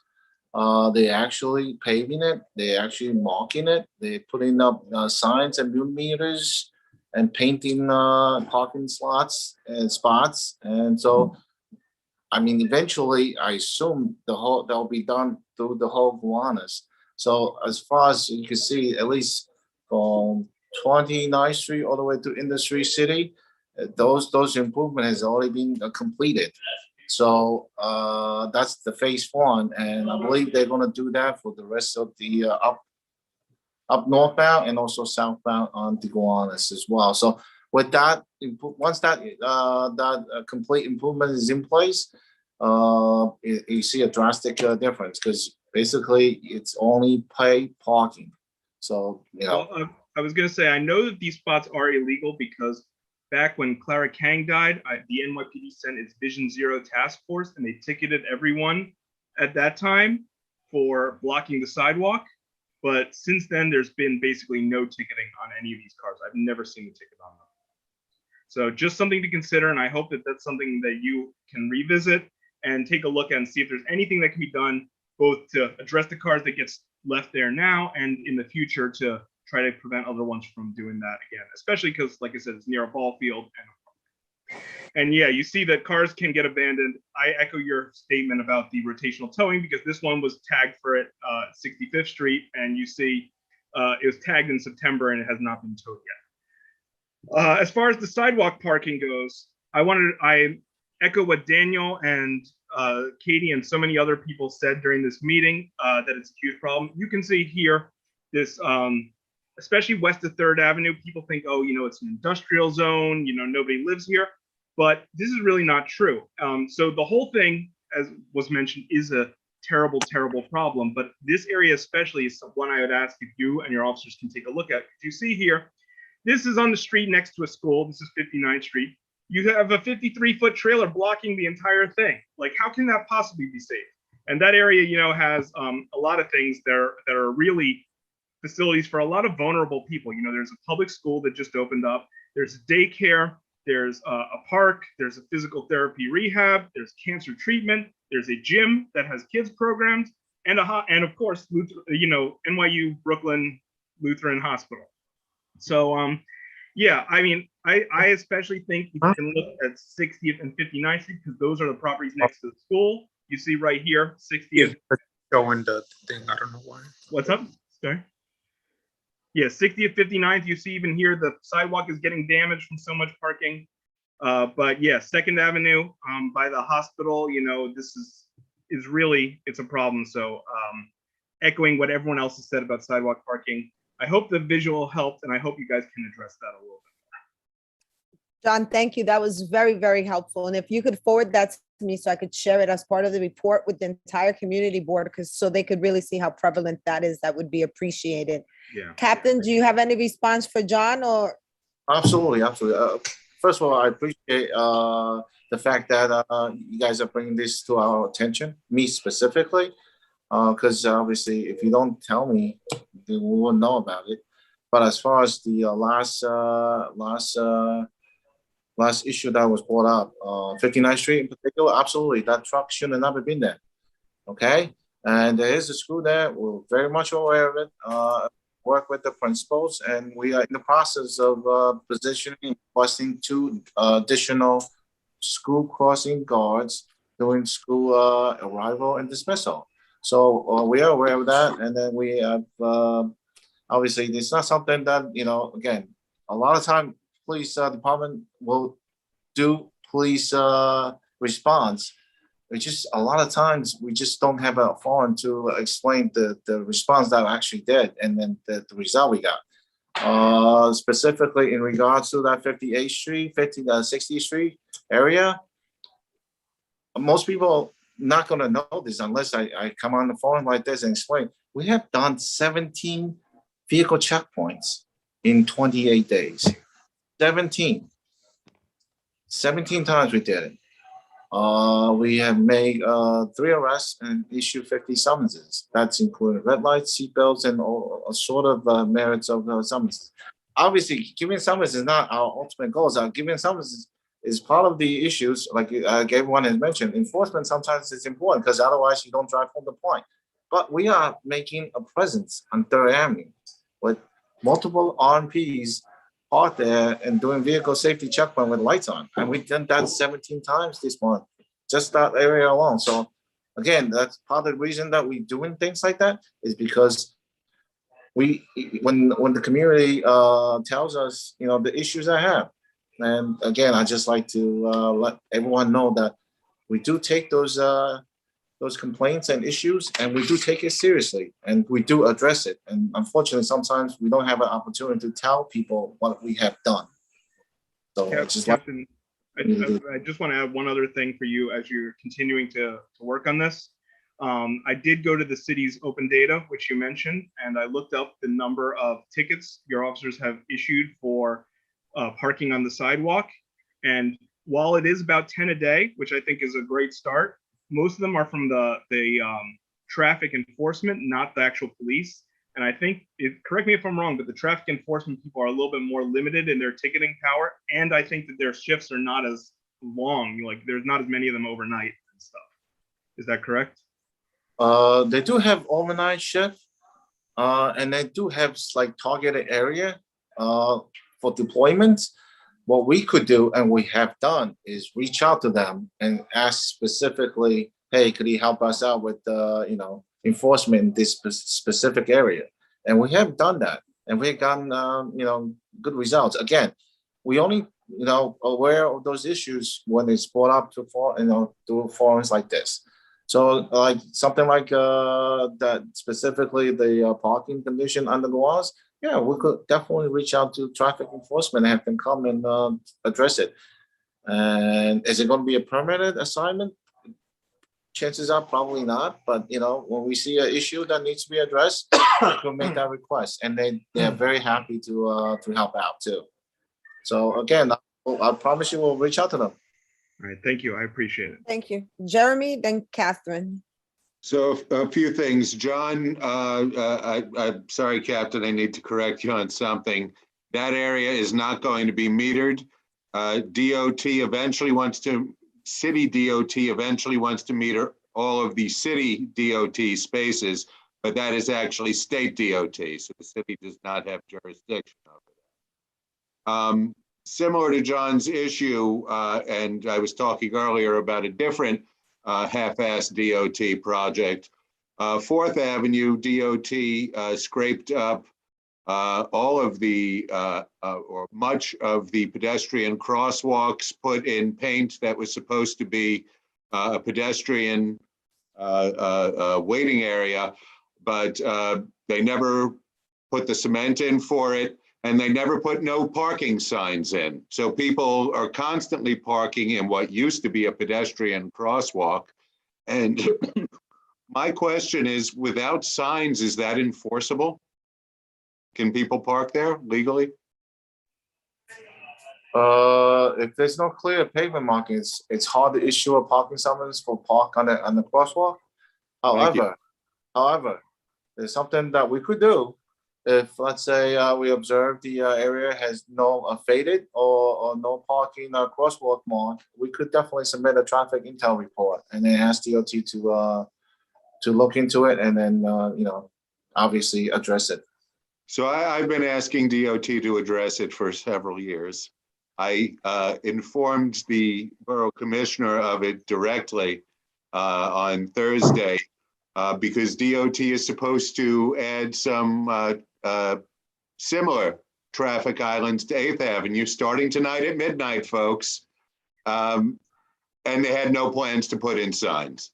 So you're going to have the same problem on 8th Avenue, which they say is for safety, but people are going to soon be parking legally in crosswalks. So I would appreciate if the precinct could reach out to DOT in the morning, since they're supposed to be installed overnight in the dead of night by DOT. The other thing I want to point out, about 2 months ago, maybe a month and a half ago, I had the pleasure to meet Chief Camper, who's the head of Brooklyn South, folks. Every community board in Brooklyn South had issues with regard to parking. My favorite actually is the vehicle on 37th between 7th and 8th that has a barbecue attached to it, because I believe somebody is living in there and barbecuing every night. Never seems to be moved. I pointed out 3rd Avenue beneath the expressway as well. People are living in the RVs. I'm told by Department of Sanitation that these are Airbnbs. What's it going to take to get enforcement? I'm told, the last I was told is the legal NYPD's legal department says you can park your RVs under there.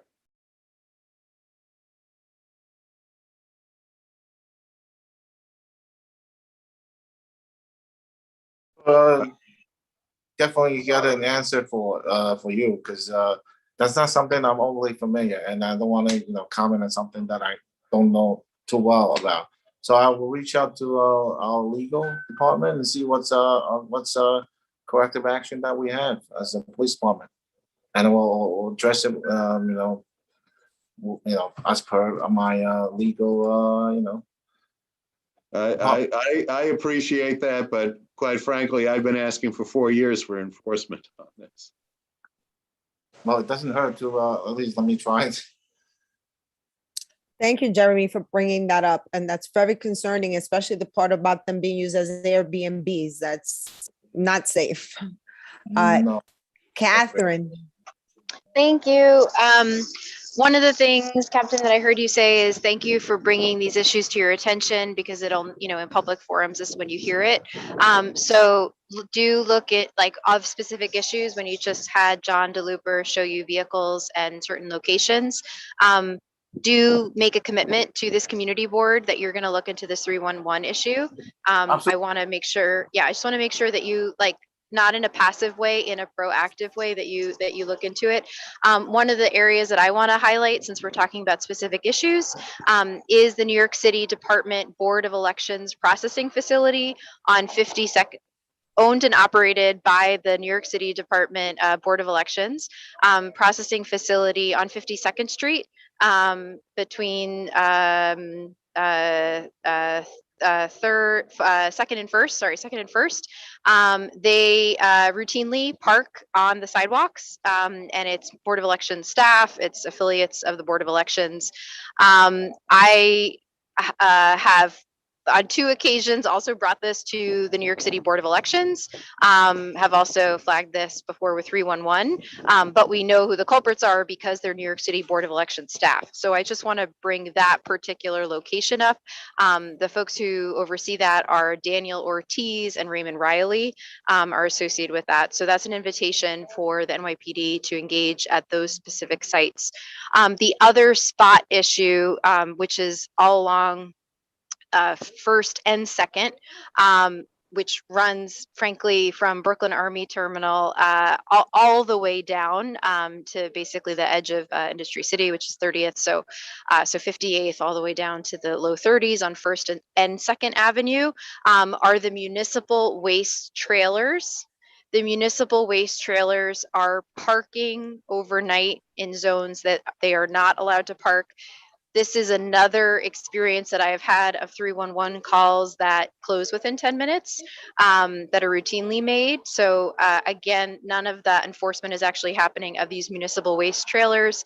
I want to flag that this is a concern because just this week, The New York State Department of Environmental Protection just authorized for Waste Connections, which is on 50th and 1st, to be able to process additional types of materials, which has an implication that there will be additional trucks that are going to then be hitting 50th and 1st Avenue. And those municipal trucks, those waste trucks then park overnight to try and get into Waste Connections illegally. Why is this a problem? Not only because of the kinds of trucks and that it's illegal, but also in terms of what's actually in there and the implications for waste particulate matter and small particulate pollutants that get in the air that people are breathing.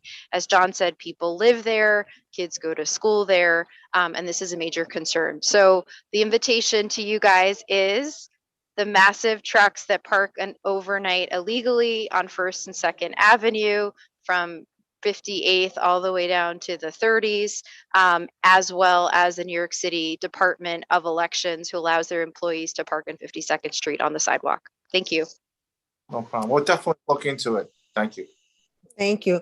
I had a question, Captain, regarding, I know the towing and we have the rotation towing. How about booting? Do you guys still boot cars?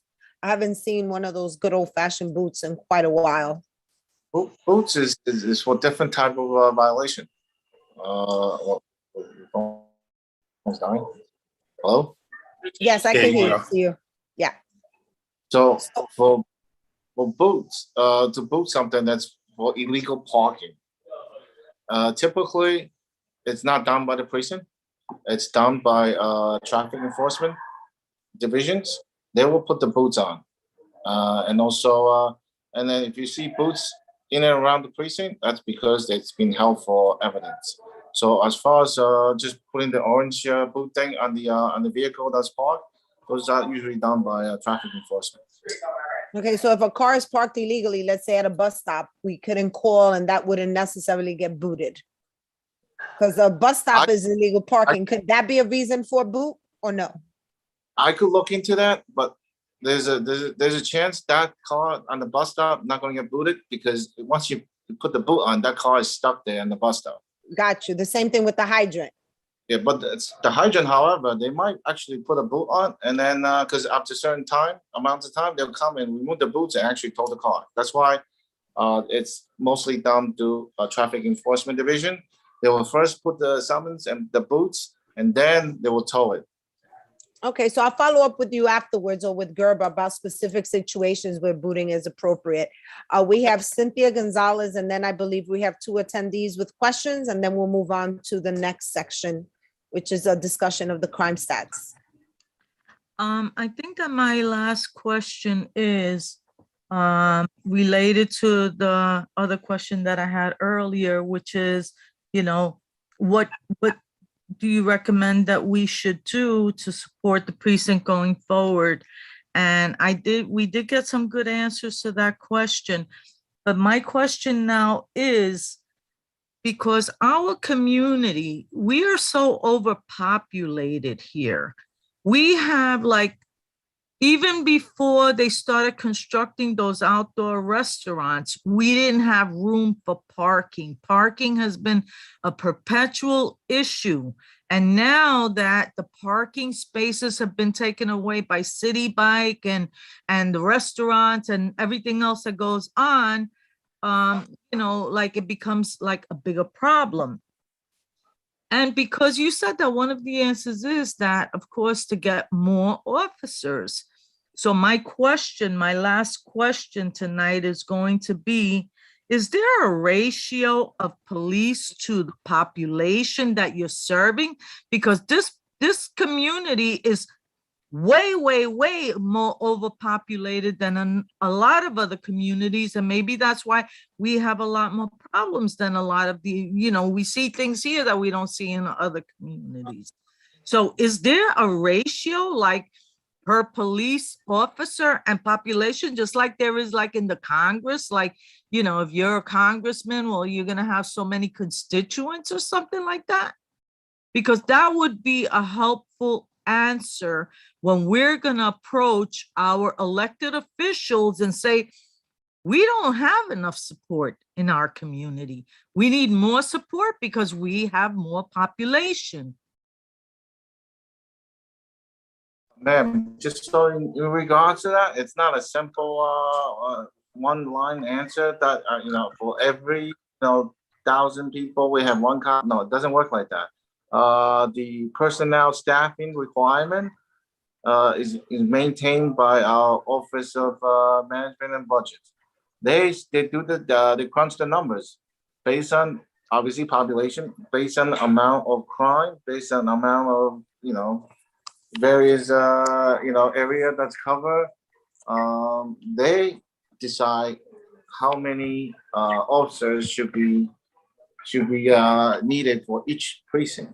So it's not just like a simple one line answer. It's like, for every 10,000 2,000 cop and per capita that we have one cop. It doesn't really work like that. So something like that really is again, maybe we gotta do it like you said. Maybe your help, you do your help through elected officials. Maybe you'll make Yes, some. yes, okay.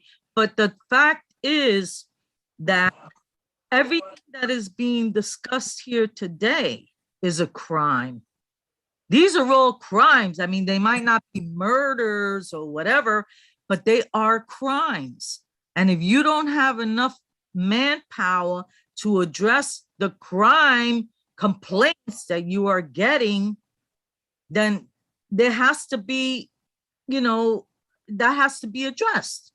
If you are so overwhelmed that the only thing that you can respond to is a murder, then that's a problem, because then we're not getting the services that we are paying for as taxpayers here. We're just not getting the services, and things are not getting better. Things are not being addressed. Because why? Because we don't have the manpower. So, you're talking about crime. Everything here that we've been talking about all night is a crime. And it's just not, you don't seem to have enough manpower to address the crime, which is the reason for my question. If you need more help, then we need to have more data, like Catherine said, like Cynthia said. We need the data to say we are very, very underserved and we need more help. So this is where you come in, because you're the one that has the data. You're the one that knows what you have to prioritize, whether it's like high violent crimes or whatever, or just the local community nuisances. These are the things that affect us. And if we don't know, this is the whole point that I made from the very beginning that I've been making with the community board for years. What is the point of having a law if you cannot enforce it because you don't have the manpower, you don't have the resources? We then get left, our issues are not addressed.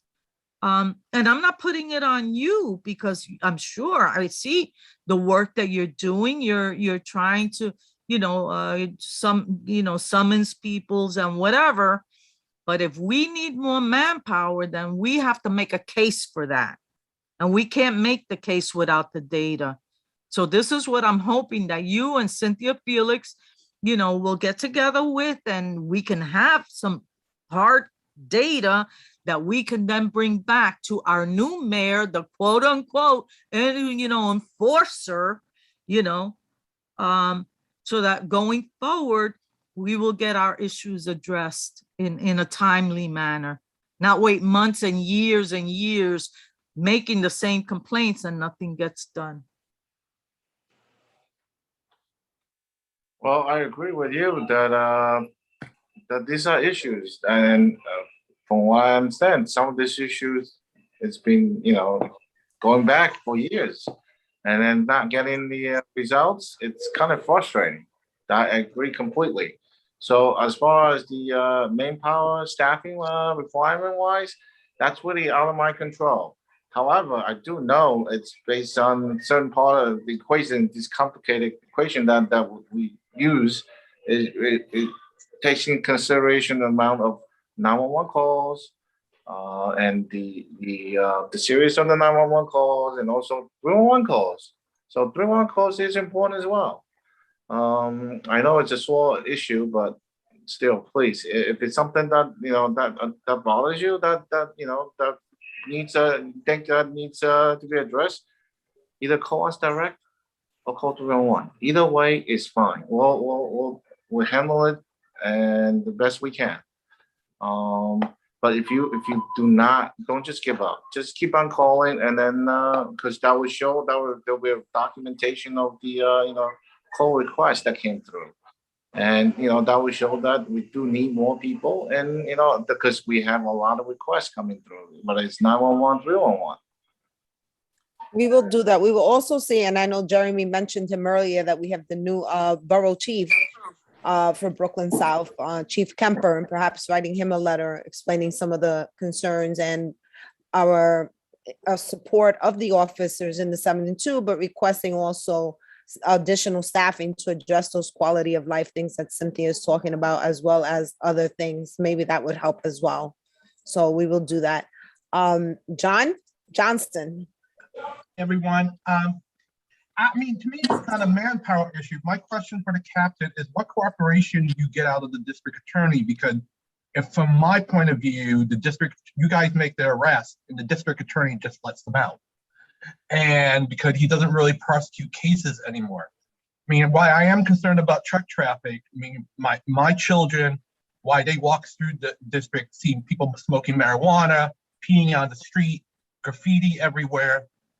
And I know you guys would like to prosecute or at least make summonses or arrests for it, but the district attorney just lets them go regardless. So there's no point of doing that type of enforcement. So if you make quality of life, at least arrests or summonses, does the district attorney really do the job, or do they just let these people go? Well, I really can't speak, on their procedure and the protocols on behalf of the district attorney's office. I can tell you this, if you see something, by all means, all those issues just, you brought off, call 911, we'll come, we'll address it. And then, whether we issue them summons, where they have to answer later on to court, or we just flat out arrest them. And then they will go and, explain themselves in front of the judge. After that, as far as to like who gets prosecuted, who gets released, that's really out of my hands. That's really, there's not much that the police department could do. I could tell you this, if an arrest was made and then district attorney's office decided that, they feel that, they want to decline prosecute, then I'll personally reach out to them and then we'll confer and we'll talk and like what happened? Why is it that you're not going to prosecute? Issues like cases like that we have some communication, because we know ahead of time that they believe whether they think that the evidence does not support or whatever. Those cases, those instances, we do reach out to them. As far as the other regular arrest that goes through and it went before a judge, and what happens after that, that's really not much we could do. Thank you. Thank you. So we have 3 attendees, Daniel, Diane, and Michael. Daniel? Daniel, you can unmute now. Yep. Jeremy, I wanted to comment on your thing about the campers under 3rd Avenue. Horrible problem, getting worse. But I do want you to know that down along the correctional facility, a lot of those campers are guards that are working at the correctional facility. Several of them live in Pennsylvania, and they'll drive in and live in their campers for their 4 or 5 day shifts and then leave their campers there and go back home on weekends. So if anybody has contacts at the Department of Corrections at the federal level and could make somebody at the prison system aware of that this is going on in our community, it's a little bit crazy. The second thing, John, I wanted to thank you for the visual aid and just also let you know that those photos that you connected, I want you to know that several of us on the call here tonight have the exact same photos. Again, 17th Street through 38th Street, between 3rd and 5th Avenue, the parking on the side, every day, the parking on the sidewalk is out of control. And we have the exact same photos for all of the blocks along there. And thanks for compiling those and putting them together. That the parking on the sidewalk and the parking issues in this precinct are an enforcement issue. This is a quality of life thing. And I think that there's a new NCO sergeant who's done a good job, and our NCOs have gotten the message from us that we need more enforcement. And I think that they're starting to do that more, but I hope that all of us together can keep supporting our precinct to let them know we need enforcement. I have personally walked with Captain Castro to several of these locations that are parking cars on the sidewalks. I personally walked with him last summer, and he told each one of them to stop the behavior and to end it. And you know what each one of them did? Two of them gave him the finger. It was so disrespectful. So talking, being polite, being nice to these businesses or these people that are parking their cars on the sidewalk, we can't allow the discussion to continue. We need enforcement. And John, parking and traffic enforcement agents are fully, they could help with this parking on the sidewalk, but we have to, the captain and other people at the 7-2 have to make sure that they're telling the parking enforcement people, enforcement, do not go and ask people just to move. Do not be kind, do not be polite, start writing summonses. That's what we need to help solve this issue. Thank you again, everyone.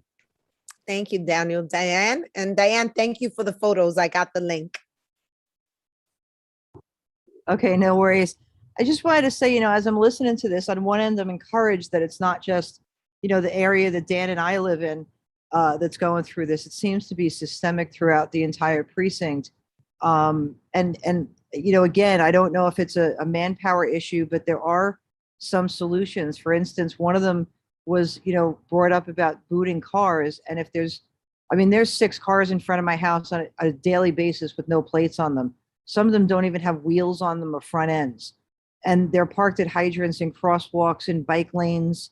And it seems to me that writing tickets doesn't make sense since they have no plates. But if there is some kind of coordination with the Department of Transportation that they can come and boot these cars, that even if they're booted would not really cause a problem because they're not parked at bus stops or the like, that might actually start to deter some of the behavior.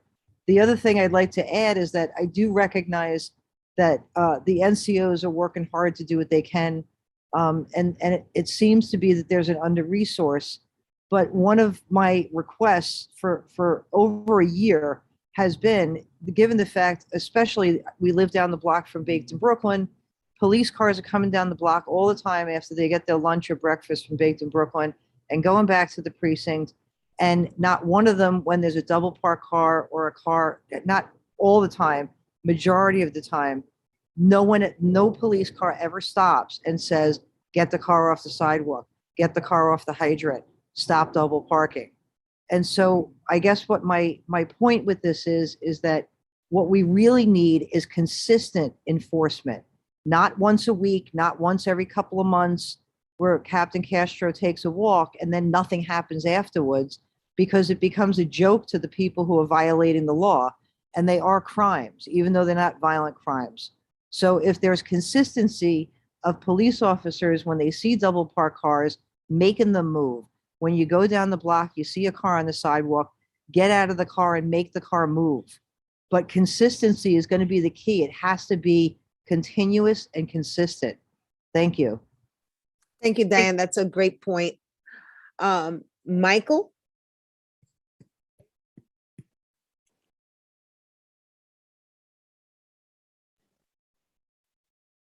Michael, you can unmute yourself now. Hello, everybody. Can everybody hear me or see me? Yes. Yes. All right. I'm Mike Boykin. I'm a deputy chief at the district attorney's office. So I just wanted to say thank you for having me, and at least say hello to everybody. And I'm here to answer any questions you might have. One thing I noticed is I'm a member of the community myself. I've lived in Brooklyn my whole life, and I've been in the office here for about 10 years.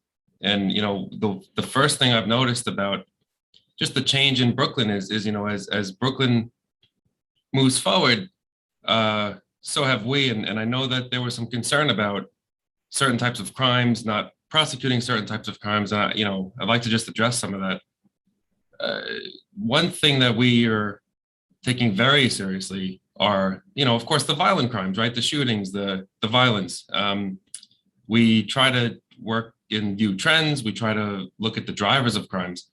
One of the issues that we have, although speaking mostly to the public urination and the marijuana, in terms of releasing, or let me rephrase, in terms of those people being released from prison and looking at it as the revolving door, one of the issues that we have is we ourselves are limited in how we can go about handling those cases. For example, the bail reform laws,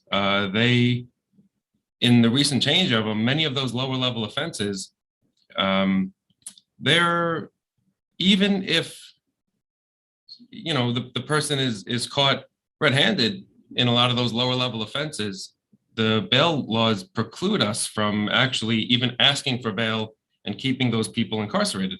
So, one of the issues that we have is there is, to some extent, some recidivism for that, and because there's not much that we can do about it. And so I just wanted to address that, with you directly.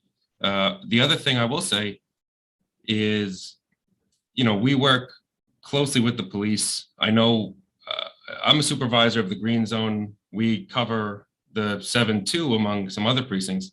And, one of the things that we do, we do work with the NCOs. We do work with the street safety officers. We're in touch with the detective bureau. I mean, the officers are fantastic. They bring us information. I know we have a lot of discussions. We look at trends. They are involved. They're doing fantastic work. They're keeping our streets safe. And, I just wanted to thank them and you all for your support. But I'm here for any questions. Thank you so much, Michael. And that actually is a perfect segue to our next section, which is actually what are some of the crimes that are occurring in the neighborhood. There were some disturbing things that have happened in the neighborhood: a fatal shooting on 46th Street, a robbery at the 7-Eleven on 4th Avenue, as well as some other crimes such as public urination, stolen packages and loitering that was mentioned by John Johnson, and as well as just as recently as last week, the bomb or / grenade scare that occurred on 4th Avenue. So if we could just get some updates on what are the actual crime statistics for the neighborhood and the community in the 7-2, as well as what is the comparison to last year and what are some of the trends that you're seeing? Well, in terms of trends, the trends. And this is for always both change. you and the cap. Well, okay, so I guess I'll defer to the captain in terms of the actual numbers and the stats. I can speak to how we've handled them, but I guess I'll defer to the That'd captain. be great. So after he lets us know, and then you can tell us how you handle them once they get to you, Sure, that would be sure. great. Thank you. Okay, so the police department work 3 time periods: week-to-date crime, and 28-day crime, and also the year-to-date crime. For the week-to-date, we are up in index crime, and index crime consists of murder, rape, robbery, felony assault, burglary, grand larceny, and grand larceny of auto. So for the week today, we're up in index crime at 37 versus 26. And what's driving this increase is grand larceny. We are seeing 20 grand larceny out of 37 crimes are considered a grand larceny. Similarly, for the similar picture for the 28-day look, we are looking at 117 total index crime versus 83, and that's an increase of 34. And what's driving this increase? Again, it's coming from grand larceny. We have 58 versus 28. It's an increase of 20. Similarly, overall for the year to date, that's the total crime that we're taking for the year to date in terms of the 7 majors. We're looking at 994 crime versus 939. That's an increase of 55. Again, what's driving this increase is grand larceny. Grand larceny, it's stood at 425 versus 357. That's an increase of 68. So taking a step back, look from a further look picture, basically, if it wasn't for the increase in grand larceny, we actually would be crime would be lower versus this time versus last year. So again, this increase in crime is driven mostly by grand larceny. So grand larceny is basically consists of theft of property over $1,000 or from person or by deceits, is whether fraud or such incident. So we're looking at grand larceny, and then for the 28-day period, we're seeing that on the 58 grand larceny complaints, that it's mostly, it's actually 23 of them are from unattended property that was stolen, the property that was stolen where it was left behind unattended. And 18 out of the 58 was consists of ID theft, where people uses steal other people's personal information and create like apply for credit cards or bank account. And then out of the 58, we see 7 of them from person, meaning that someone grabbed property from a person. And we also see that 10 of the grand larceny was basically property stolen from a vehicle. Typically, those are vehicle that was left parked unlocked or parked temporary park, double park on the sidewalk. I mean, not on the sidewalk, on the street, and then people will just get in and take property that's over $1,000. So that's the same issue again for the year to date. The bulk of the number consists of 145 intended property that was stolen, 118 theft that's from ID, and 71 from person, and 91 from auto. However, based on this increase, we also have corresponding arrests. For example, grand larceny crime of the 58 for the period. We're making 6 arrests, which is actually more than last year's. And year to date, we are also making strides as well, maintaining the same number of arrests in the 50s. And other than that, that's the overall view. And in terms of more specifically on the 28-day period, we also see an increase in felony assaults and burglary. Felony assault is up at 17 versus 11, which is an increase of 6. Again, out of the 17 arrests, 17 felony assault that we took, we have made 11 arrests in regards to that 17 felony assaults. And we also see an increase in burglary. We have 18 versus 11. That's an increase of 7. And again, we also have able to close some of these burglary complaints with the 11 arrests as well. So overall, really what's driving the crime that we see the increase in precinct is really grand larceny. And again, I think I mentioned that yesterday at the community council meeting. A lot of times, sometimes we got to take steps to protect ourselves to make sure that we are less likely to be victims of this crime, such as, routinely check your credit reports, make sure that there's no fraudulent account opening under your name, and also that please, lock your vehicle at night, and also, do not leave your car, on the street and just running to the store and leave the car unattended, because that's what we've seen where the cars are getting, people are getting cars and just steal the property with it. So as far as that goes, and then the unattended property, those we're working mostly through the squad as well as the NCOs, where we actually do look at we try to canvas and get the surveillance camera, and based on that, we'll hopefully get good enough quality photos, and then we'll produce what's known as a wanted icon, basically a wanted poster, and then we'll try to apprehend perpetrator like that. So that's the overall view of crime. And as you mentioned earlier, in regards to the homicide, that happened on October 1st. Yeah, October 1st, 557 46th Street, where a male Hispanic in his 20s was struck one time in the chest, and unfortunately he succumbed to his injury and he passed away from that. In regards to that specific homicide, we have identified the person, the shooter. And there is currently a wanted poster with him. And also he's actively being, sought after by our warrants units.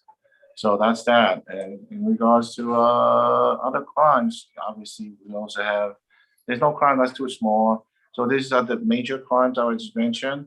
We also obviously see quality of life issues that, that's basically that. And then we have taken steps to address those as well.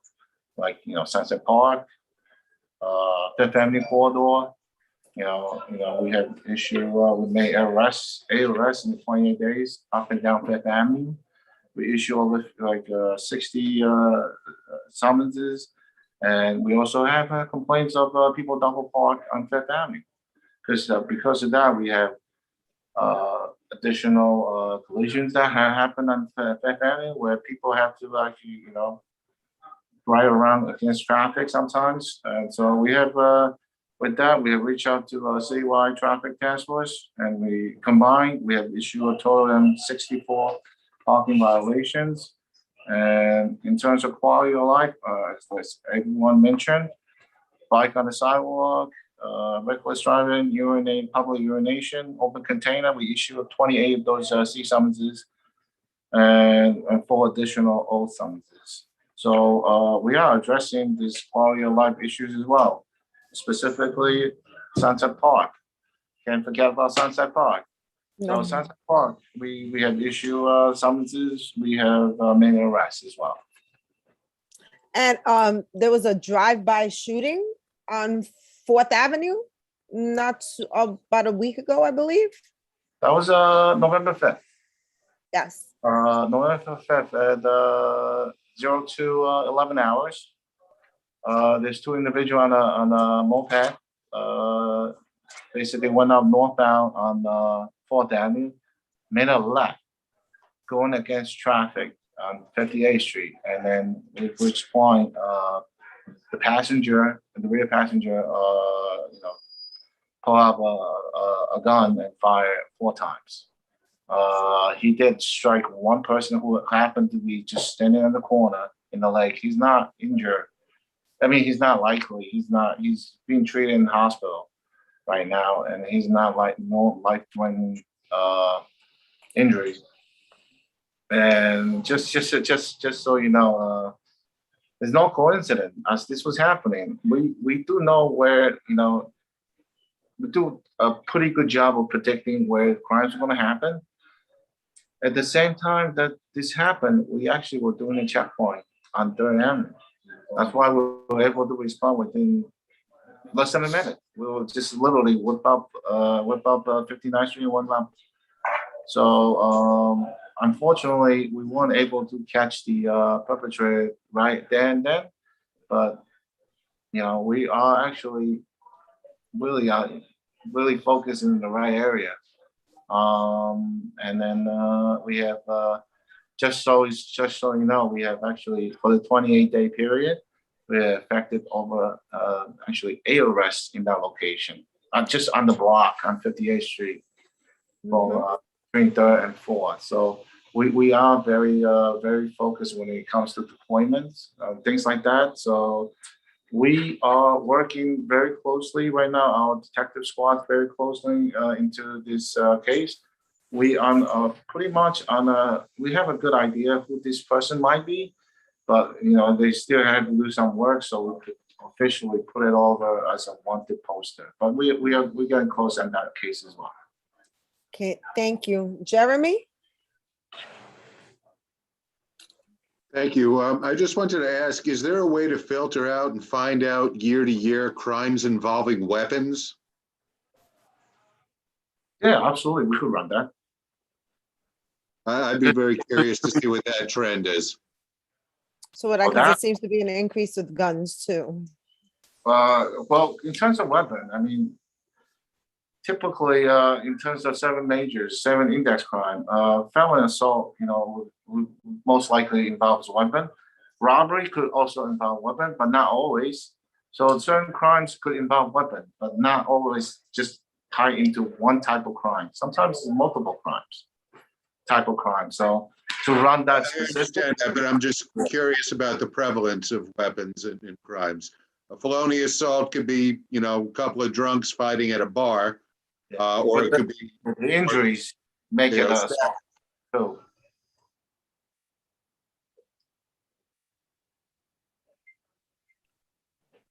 Cynthia, I don't see any additional hands up. Okay, so are there any further questions? Michael, is there anything that you would say just quickly as a presentation from the DA's office on some crime prevention and some prevention that people could take, especially in light of what the captain said, that there's been an increase in both identity theft and just crimes of that nature? What are some suggestions from the DA's office that you may be able to share with us? Sure. Well, you're all Brooklyn folks. You got to be smart, you know. Like the captain said, it's the little things. Leave your car doors locked. Even as something as minor as going to get gas at the gas station or going into the store, you got to lock your car doors. You got to lock your home doors. Don't leave your stuff unattended. I mean, for example, Sunset Park's a little different, but one of the neighborhoods that I oversee as well is Coney Island. And I can't tell you how many times people leave their wallet in the shoe and then they're shocked when it's not there when they get back from the water, you know? So the little things like that, I think can make a huge difference.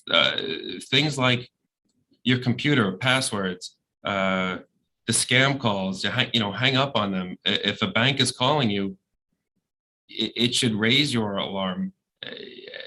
There's nothing preventing you from hanging up and then calling the bank back to then confirm and inquire on your own with the number that you know is a safe line.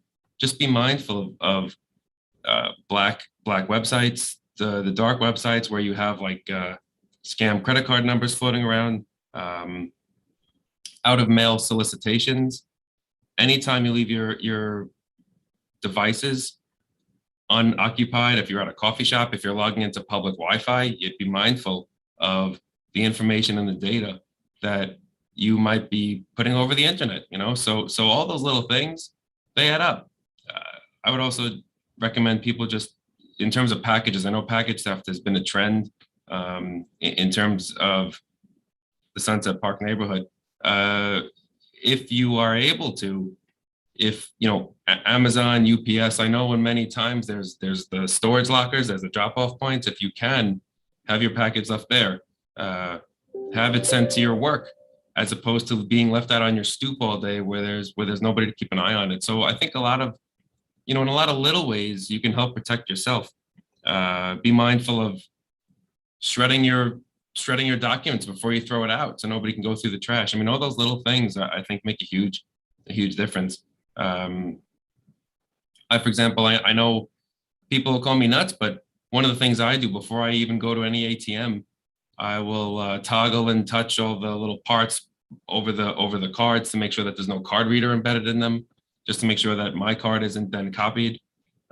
Stuff like that, I think can make a huge difference in terms of reducing the vulnerability for many people. My interest now is these scam calls. You know, you get a lot of elderly folks who don't realize what's going on right away. And so, you know, anytime you can recommend to your friends, your families, your neighbors to just be on alert, I think you can make a huge difference. You know, and that's it. Just keep your eyes open and watch out. You know, we got to look out for each other. Do you have any one pagers that we could share with the community in different languages from the DA's office that has like, be on the lookout for these types of things that maybe you can mail to us and we could just share? Absolutely, sure. Thank you. Okay, so I'll follow up with you, or Jeremy will. Jeremy, I think we have 3 attendees with questions. Diane, George, Cardona, and Daniel. So we'll start with Diane. Diane, you could unmute. Hi, thanks, Jeremy. Hi, Mike. I appreciate the feedback on being safe. I'm a lawyer and do some consumer fraud stuff myself, so you know, you're right on target with that. My question is, we have a shop next door to where we live that opened about 1.5 years ago, is under investigation or under surveillance for money laundering. And on October 6th of 2020, the fire department found a false wall in the building, and behind the false wall was $350,000 in untaxed, unstamped cigarettes and New York State counterfeit tax stamps. A good arrest was made. It was a clean arrest. The person was brought into custody, and then they were released, and the only penalty they had was a fine. And now that person's back on the street and still being investigated by the police with undercover units. And I guess my question is, to me, this is maybe not a violent crime, but it's pretty much a heinous crime. And my curiosity is why a crime like this would not have mandated jail time, and this guy just got back out on the street by paying a fine. You know, I mean, I guess that my point with it is that things like this are going on and people are being put back out on the street, which is requiring additional and multiple arrests of the same people for the same thing, including package thieves. And it's taken up the little resources the police department has. So, you know, I'm wondering if the DA is, you know, what the approach is to this, because it really doesn't make any sense to me. Yeah, I appreciate that question. One, I'll start off by saying this. I'm not intimately familiar with that particular incident, but I could tell you this as a generality: the police do a fine job of researching and investigating. I'm sure, I know on a case of that magnitude, they would have done a number of follow-ups into trying to track down the bigger source, right? The parents overseeing that operation. But at our level, for our perspective, one of the real concerns that we have, and to be frank, there's not much we can do about it. It's the bail reform laws. I'm sure that's a term that's been thrown around a lot, but I'll give you a little perspective. For the most part, as a general matter, in terms of bail, crimes which are bail eligible are broken down into two categories. It's the violent crimes and there's the non-violent crimes. And so for the most part, the non-violent crimes, in particular for people with little to no records, by law, we cannot even ask that bail be sought. And so what will happen is one might get arrested for that and by law be out the next day. And there is actually nothing that the district attorney can do about that, nor can any DA from the state. That's something that the legislature has modified in their bail reform. And so you get a lot of cases like that, these lower level, these quality of life crimes, the untaxed cigarettes, the public urination. And frankly speaking, there's not much we can do. So one will be arrested and then released and still prosecuted, but they will be fighting the case from the outside. Now, that doesn't mean that we've stopped looking into it, and it doesn't mean that the police have stopped looking into it. I know we track trends, we track data. If there's an ongoing investigation into it, and I'm sure there is, we might do a joint operation with the New York State Department of Tax, with the Attorney General's office. It's not out of the ordinary for us to have, a team collaborative effort. But in terms of seeing them released right away, unfortunately, there's not much we could do about that. The law requires that if convicted, they do face jail, but and then depending on one's individual record, they might have a mandatory jail sentence attached post-conviction. But on the front end, immediately following the arrest, due to the bail reform laws, there's not much we can do. Somebody with a first arrest for even $1 million worth of untaxed cigarettes may still get a disappearance ticket and would be guaranteed a release upon their recognizance by a writ of arraignment by a judge. And it's unfortunate because I know the ripple effect is that it does take a toll on our community. It affects small businesses. It affects kids who are buying cigarettes, which they shouldn't. There's certainly a danger in that, but in terms of the release, that's the state of the law, unfortunately. Yeah, no, I can appreciate that. I think more the part that I was appalled at is that not only was he released, but he negotiated his conviction to merely pay a fine, which I'm sure was a hefty fine. But you have counterfeit tax stamps that goes to a different level of mens rea in my mind. And the fact that he got 0 jail time and only had to pay a fine, I thought was just mind-boggling. Yeah. So the case Yeah. has been resolved. I mean, he paid the fine and he's scot-free now. You know, we also look at it as this. I mean, I'm sure it's no secret the issues and concerns plaguing Rikers Island, our incarceration system. I mean, we also look at how jail affects members of the community. And, you know, jail is always perhaps an option, but it may not always be the most appropriate option. And in a case like this, and in light of the world that we live in today and the climate of today, in particular in the age of the coronavirus, I mean, you know, it is not perhaps a person like this, you know, jail might not be the best resolution for this. I mean, and certainly if they've been evading taxes, this guy should just, you know, a fine might be an appropriate resolution. I mean, you know, make him pay back to the community what he's taken, right? So there's always different options. Thank you for that, Yeah, Michael. Thanks so much. You're welcome. Thank you, Diane, for bringing that up. George? George, you can unmute now. Hi, can you hear me? Yes, we can. All right, Jeremy, you get an A+ for today. And what I'd like to bring up is that the legislator rewrote the criminal laws and left out a judge's discretion to keep criminals in custody. So the cops are doing what they have to do. But I have a situation by my office where at 9:30 a.m., this guy was arrested for mugging an old man. This guy's been on parole. He was in jail for 15 years. He's out. 9:30 at night and Friday, he was released. And I have videos of him attacking one of my neighbors at knife point to rob him. Saturday morning, he tried to follow this little Asian girl into her house. Thank God the girl screamed and got everybody's attention.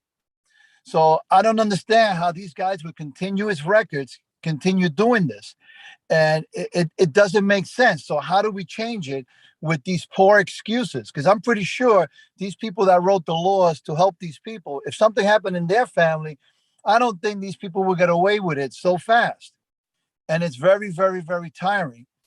I don't believe in vigilante, but I've been in this area since the 70s. And there's a couple of blocks that everybody knows you didn't dare go there and mug anybody or steal.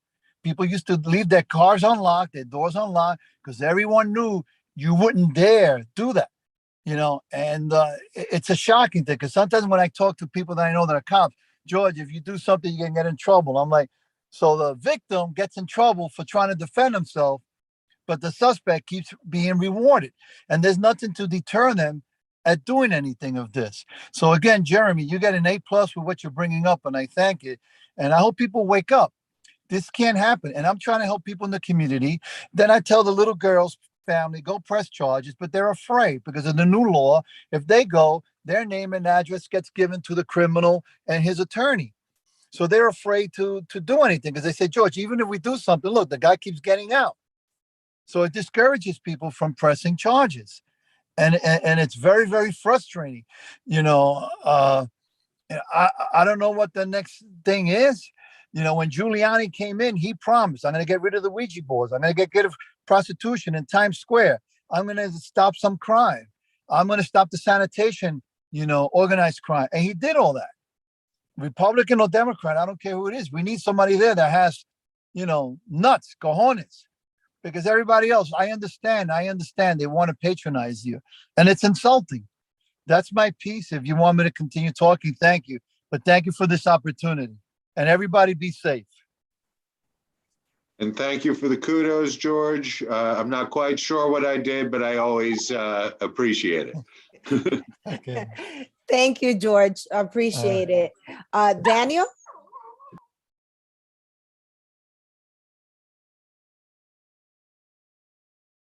Daniel, you could unmute yourself now. There we go. I got it. Yep. I wanted to follow up on what Diane and George said to Michael. We mentioned this to the DA's representative at our community council meeting last night. We have a serious quality of life issue in our precinct and in our area. And please urge everyone at the DA's office to stop dismissing low-level arrests, stop sending people home. It's not a bail reform issue. There are DAs that are sending people home and dropping cases that our officers are working hard to prosecute, and they're working hard to make arrests, and they're working hard to support us in some of these quality of life issues. Someone at the DA's office might see a low-level drug arrest and not realize that that's someone who's broken into 3 houses, who's stolen a bunch of packages, and finally, you know, an NCO has caught the person with a crack pipe or something else illegal. And please stop dismissing these cases, and please urge everyone at the Brooklyn DA's office to start supporting us in prosecuting these quality of life issues. They're not minor offenses. They aren't meaningless. We need the DA's support in this, and it's not a bail reform issue. These are things that are happening at the DA's office, and please let them know this community needs their support. Thanks very much. Thank you, Daniel. That summarizes very much how everybody's feeling on this panel tonight. And I want to thank first the 72nd Precinct, the Captain, Chen, for joining us today, Officer Fernandez, the NCO Sergeant, and all his officers for all the work that they're doing to support the community and for agreeing to follow up with us on some things that are very important to the community. We will do that. Like Diane said earlier, it's heartening to see, is disheartening and heartening to see at the same time that this is not just in one corner, but it's throughout. But the good thing is that we came together as a community to discuss it so that we're able to move forward to see what it is that we can do to solve some of these longstanding issues. I think Cynthia Gonzalez made a very valid point. We have been underserved. Some of the issues Jeremy has been bringing up for years and years and years. When I was discussing some of the things with him, he's like, I've been bringing that up for the last 10, 15 years. But Captain, I appreciate you saying, you know, keep doing it and let's see what you could do with that now, as well as everybody else. So I want to thank everyone for coming and joining us. Michael, thank you. We look forward to continuing our relationship with the DA's office. And hopefully with our new incoming administration, there's maybe we could pressure them also to change some of the laws that are prohibiting you guys from following up on some of the issues that are important to us. And with that, I want to thank anyone. If there's anyone that would like to submit any pictures or any specific issues that they have, please feel free to email the community board and Jeremy will forward them to me, and we could just put a compilation of things similar to what John and Diane did with pictures of specific areas that they had concerns about with the traffic so that we could follow up with the 7-2 on that. And with that, I will bid everybody a good night. Jeremy, anything else? Just that one of my dogs has heard your dog and understands it's time for dinner. Exactly, that's what he's saying. So with that, thank you everyone and have a good night. Have a good night. I got you, we're gonna feed you.